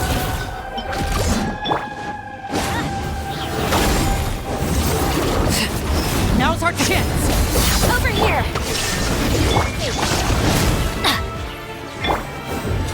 Trent, watch out for Father's movements! Look out!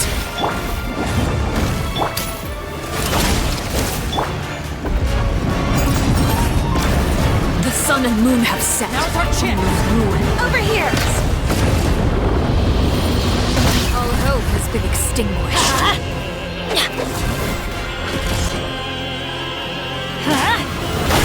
Shoot! I can't afford it! Hands right! Stand down! Final warning!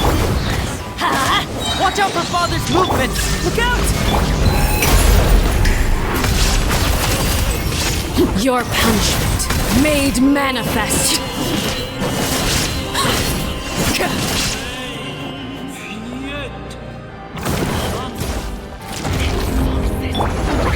Now's our chance! Over here! Sundown is only the beginning.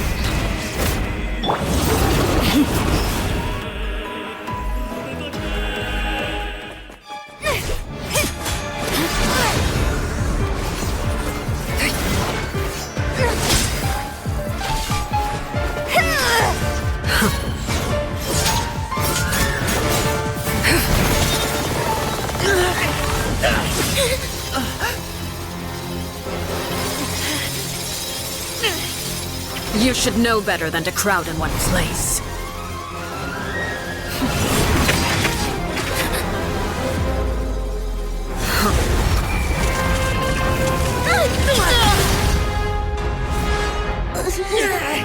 Oh, I know. No! I'm sorry, Father!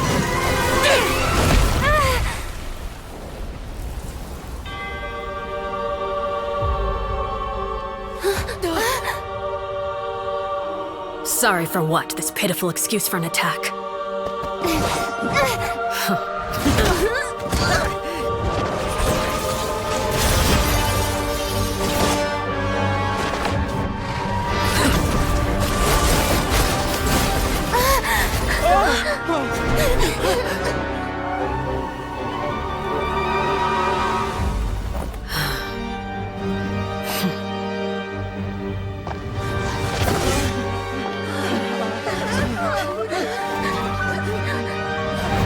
Father, no!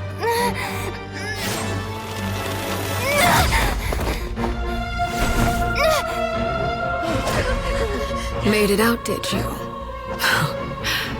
You're stronger than I expected.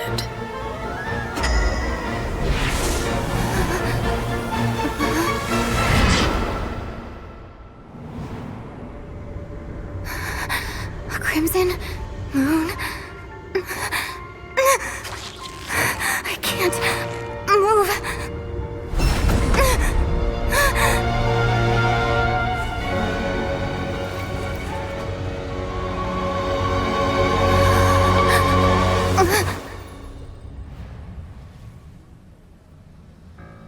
Still, not strong enough to beat me.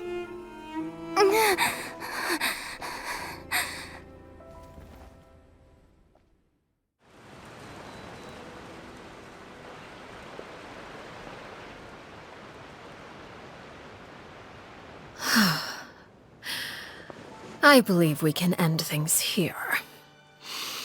It's not often that we get to enjoy the company of guests, after all. We wouldn't want things to get too out of hand. Brother, are you all right? Lenny! Given that I am the victor of this duel, as agreed, the punishment stands. No! I never thought things would end like this. However, everyone involved in the duel demonstrated a remarkable level of strength and determination. In light of this, I'm prepared to change the method of execution. Elwar, the bottled flames I gave you for safekeeping. Do you still have them? Yes? I wasn't sure what they were for, but I've kept them super safe. I didn't lose a single one. Wonderful. Then, in just a moment, I'll have you administer them. Bottled flames? Indeed. They're the product of a secret experiment. Under certain special circumstances, flames can be extracted from my person and preserved. Once ingested, searing pain will spread across every inch of your body. No harm will come to you physically, but your memories will be burned away. If you can withstand the pain.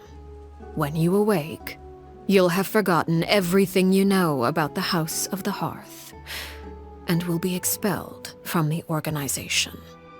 In other words, administering this concoction will kill the version of you that grew up in the house, and give you a new identity.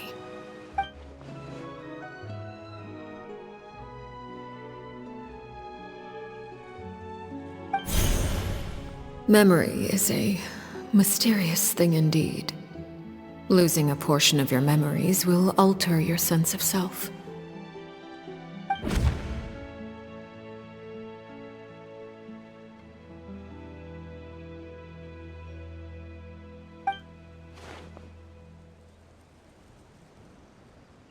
So, you're just letting us go, Father? You misunderstand. Memories are extremely important. Once consumed by flame, the version of you standing before me will die, and our secrets will die with you. So no, I don't intend to just let you go, because the person who survives will be nothing but a stranger. Even so, I won't have to live in fear anymore. I'm sorry, Father. I'm sorry I let you down. But I really... Don't cry, Filial. You haven't left the house yet, so there are still rules to be followed, yes? Remember what I taught you. Anger makes you impulsive, sorrow causes you to waver. Don't let yourself be controlled by your emotions. Of course. I'll remember. Dry your tears, and go pursue the life you really want. Yes, Father. Chaplot, Foltz, Elwar. Take them back to Poisson. And bring Linny and the others as well. I prepared 3 extra vials of bottled flames. As for whether to take them, the choice is yours. Goodbye, children. The next time we meet, I will no longer be your father. Thank you for all you've done for the house. I hope you have bright futures ahead of you.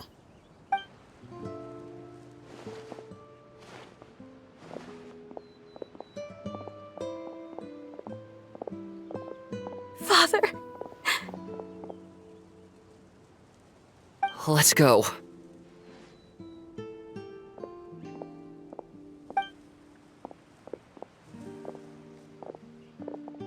Here, grab my arm, Linny. I'll help you walk back. Thank you.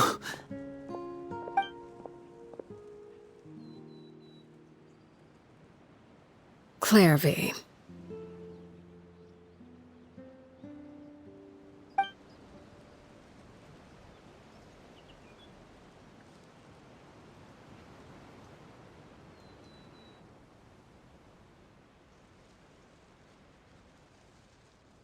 Can we talk now?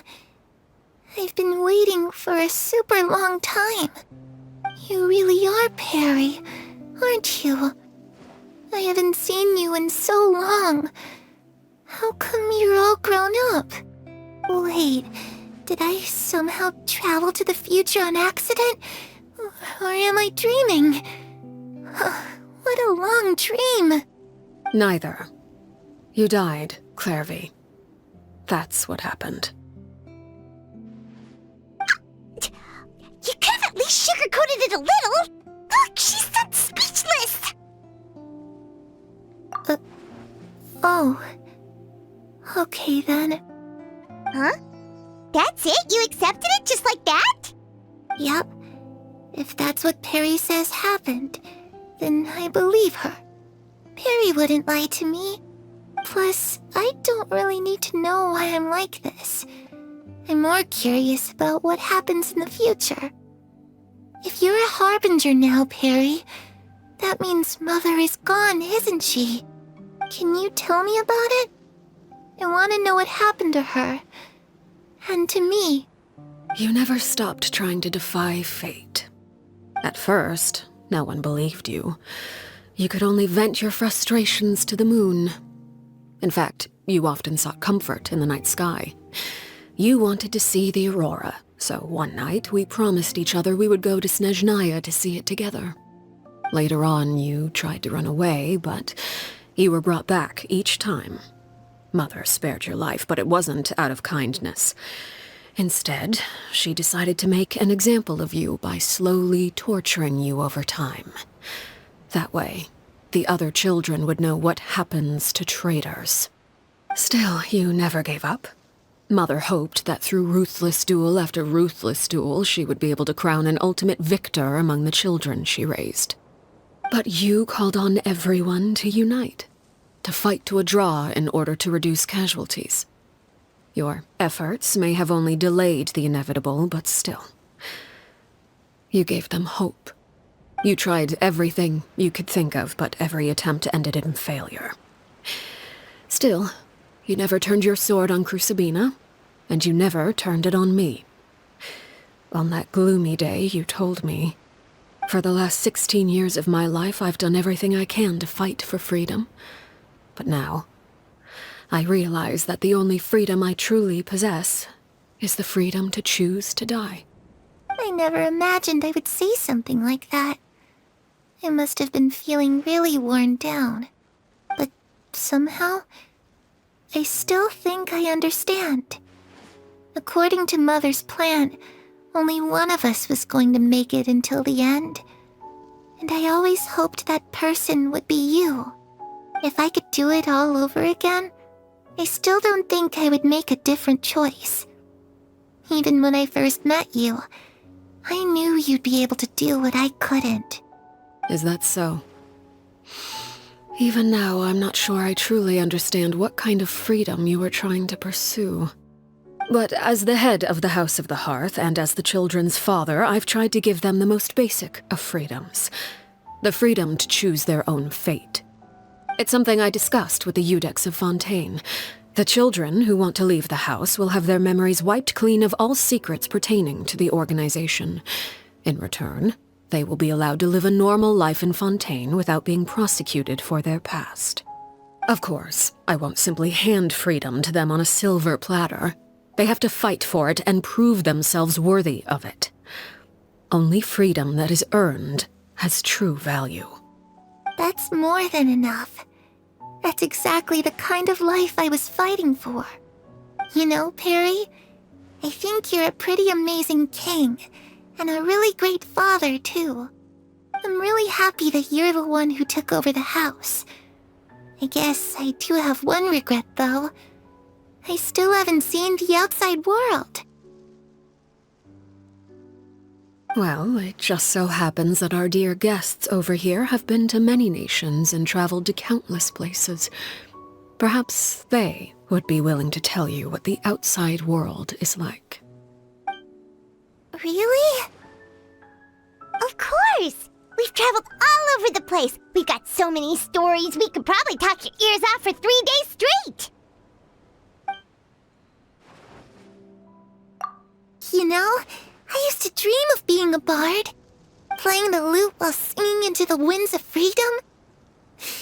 Even if there was no one there to listen, I would have continued to sing no matter what. Ah, that's where Mora comes from. I never knew that before. If I had some Mora, I would buy 3 new dresses. One for me, one for Perry, and one for Mother. It's just too bad Perry doesn't like wearing dresses. And Mother, well, she probably wouldn't accept something like that either. I guess I'd just have to keep them all for me then. I could wear a different one every day. Those yokai you mentioned, what do they look like?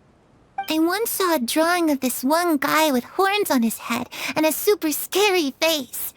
Are there any yokai like that? Oh, sounds like you're talking about an Oni. Yep, we've met one, and let Paimon tell you, they're not nearly as scary as they look. I was always too afraid to skip Mother's fighting lessons. But at the academia, I bet you could do all sorts of secret things in class. Things that have nothing to do with studying. I'm just kidding. Being able to study whatever you want without having to fear for your life actually sounds pretty great.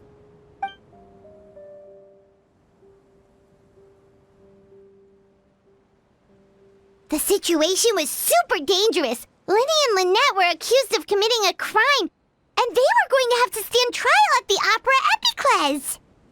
Oh no, that must have been hard for all of you. What happened next? Don't worry, we were able to turn the situation around super quickly, all thanks to Detective Paimon, of course. How'd you do that? Come on, tell me. Okay, so it was like this. After the failed magic show, we rushed to the scene and...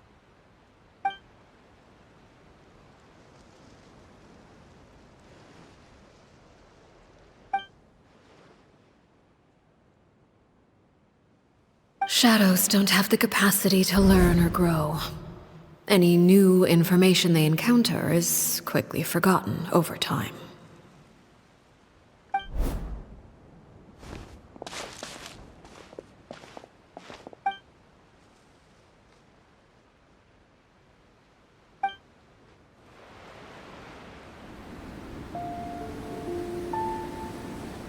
Clairvy, you've worked tirelessly from the shadows to overthrow the House of the Hearth. Now, by my authority as the Knave, I shall announce how this matter ends. You are hereby expelled from the House of the Hearth. You are no longer tied to this place, nor are you bound by its rules. You're saying that I can finally leave? I get to experience the outside world as well? Oh, I almost forgot. There's no getting older for me. Still, seeing who you grew up to be makes me really happy, Parallare. Take care of yourself. Goodbye. May we meet again someday.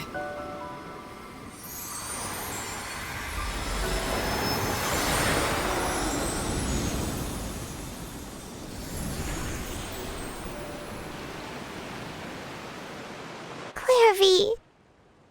She left so soon. Paimon didn't even get to finish her story. I also have certain sentiments left unsaid.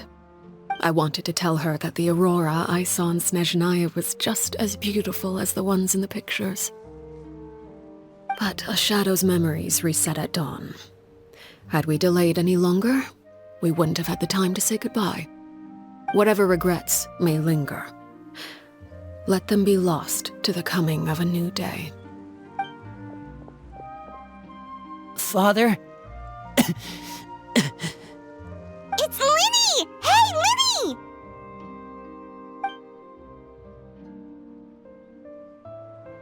What is he doing back here? Let's go check it out.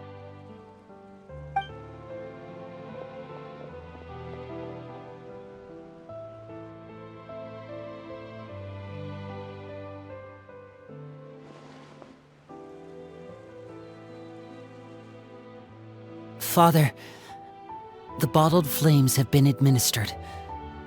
Filio and the others have left the house. And you? What have you decided? Thank you for giving us that choice, Father. But we never wanted to leave the house. It's the only home we've ever known. Lynette and Fremine feel the same way. They're recuperating back at the Hotel Bouffe d'été.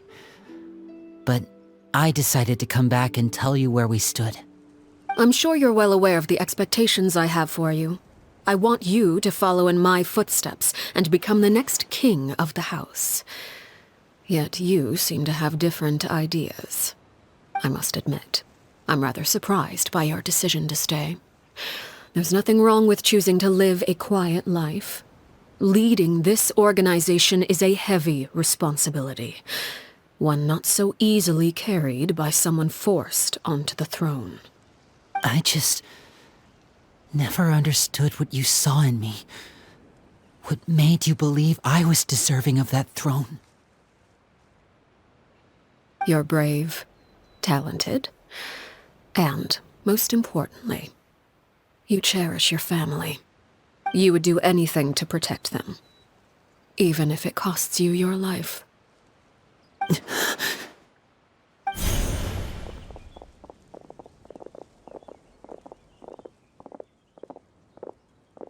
Speaking up back there was so brave of you, Linny. It's all thanks to you that we were able to convince Father to back down. You're a hero, Linny. Hero? Father is the real hero. Had Father gone all out during the duel, there's no way I would have walked away with my life. She must have had it all planned from the beginning, from the very moment she suggested a duel. I'm not deserving of that title. I'm not strong enough or smart enough. You're wrong. In my opinion, all you need to be deserving of the throne is conviction and the necessary strength to act on it. We may have different ideas of what it means to be a family, but you can hardly be said to lack conviction. What you truly lack is strength. For someone of your talent, though, that's something that will come with time. Even without that strength, you still chose to face me in a duel, even though the odds were stacked against you. That capacity to honor your convictions is what I truly see in you. Father.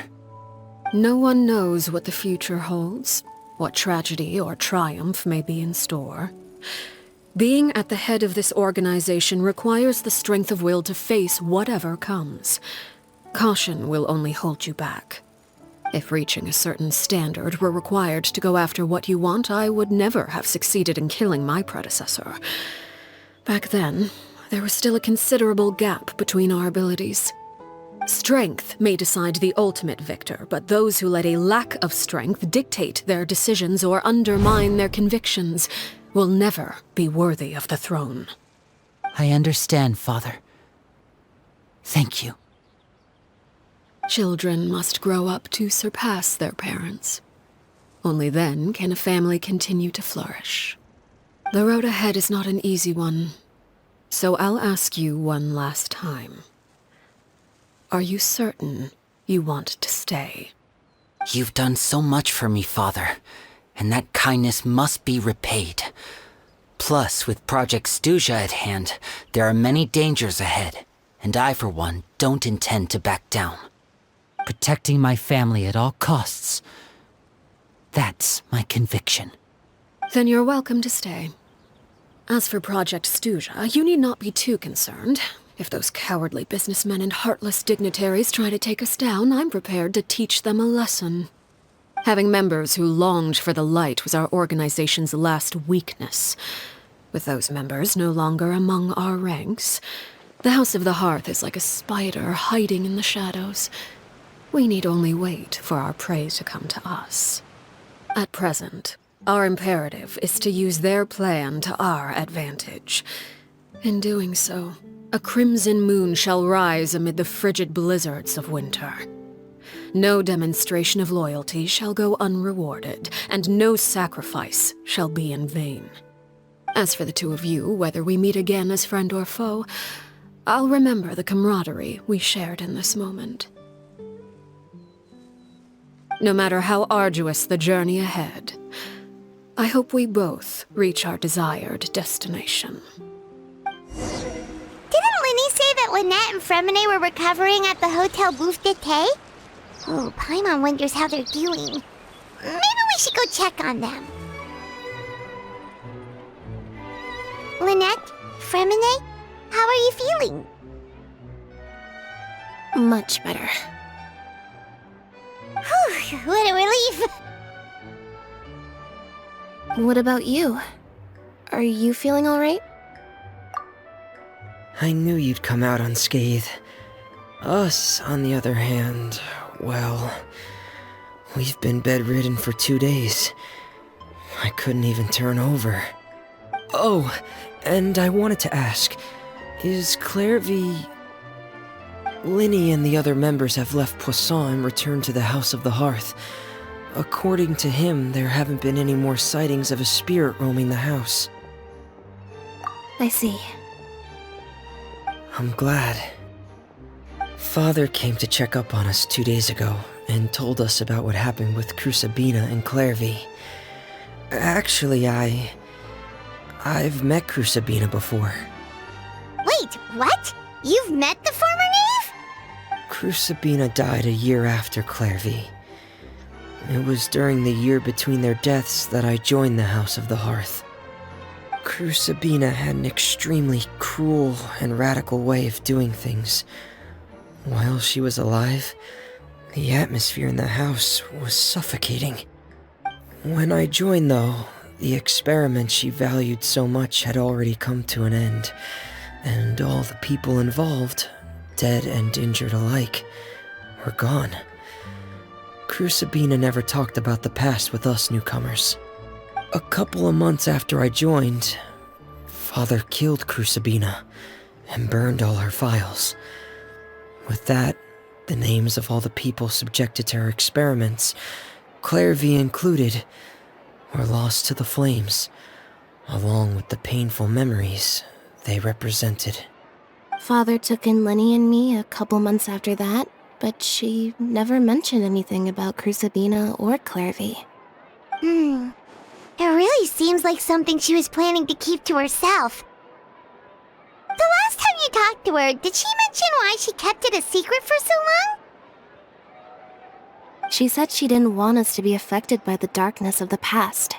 She was worried we'd develop a false sense of gratitude towards her if we knew about it.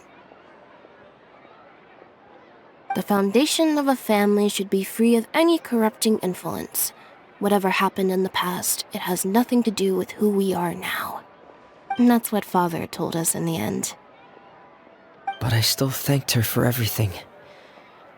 It was only after hearing about what Crucibina did that I finally realized how insignificant our lives could have been. The members of the house meant nothing to her. To say that she valued them in any way, even just as a tool, would probably be giving her too much credit. If Father hadn't taken over the House of the Hearth, I probably would have already... Father rarely brings up the fact that she saved us. She doesn't believe that being indebted to her should be what ties us together.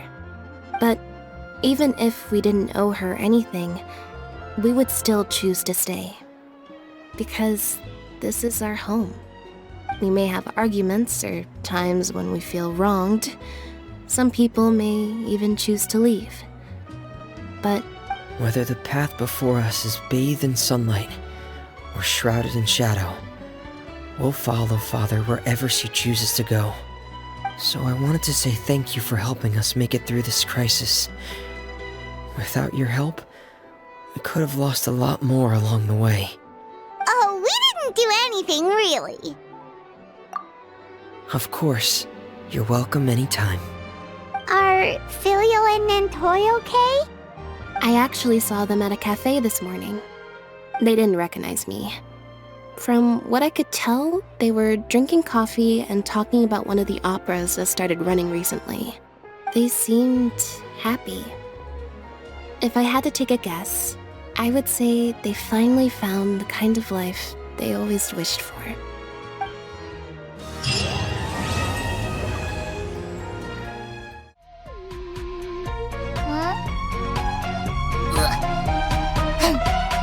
Yum yum yum yum.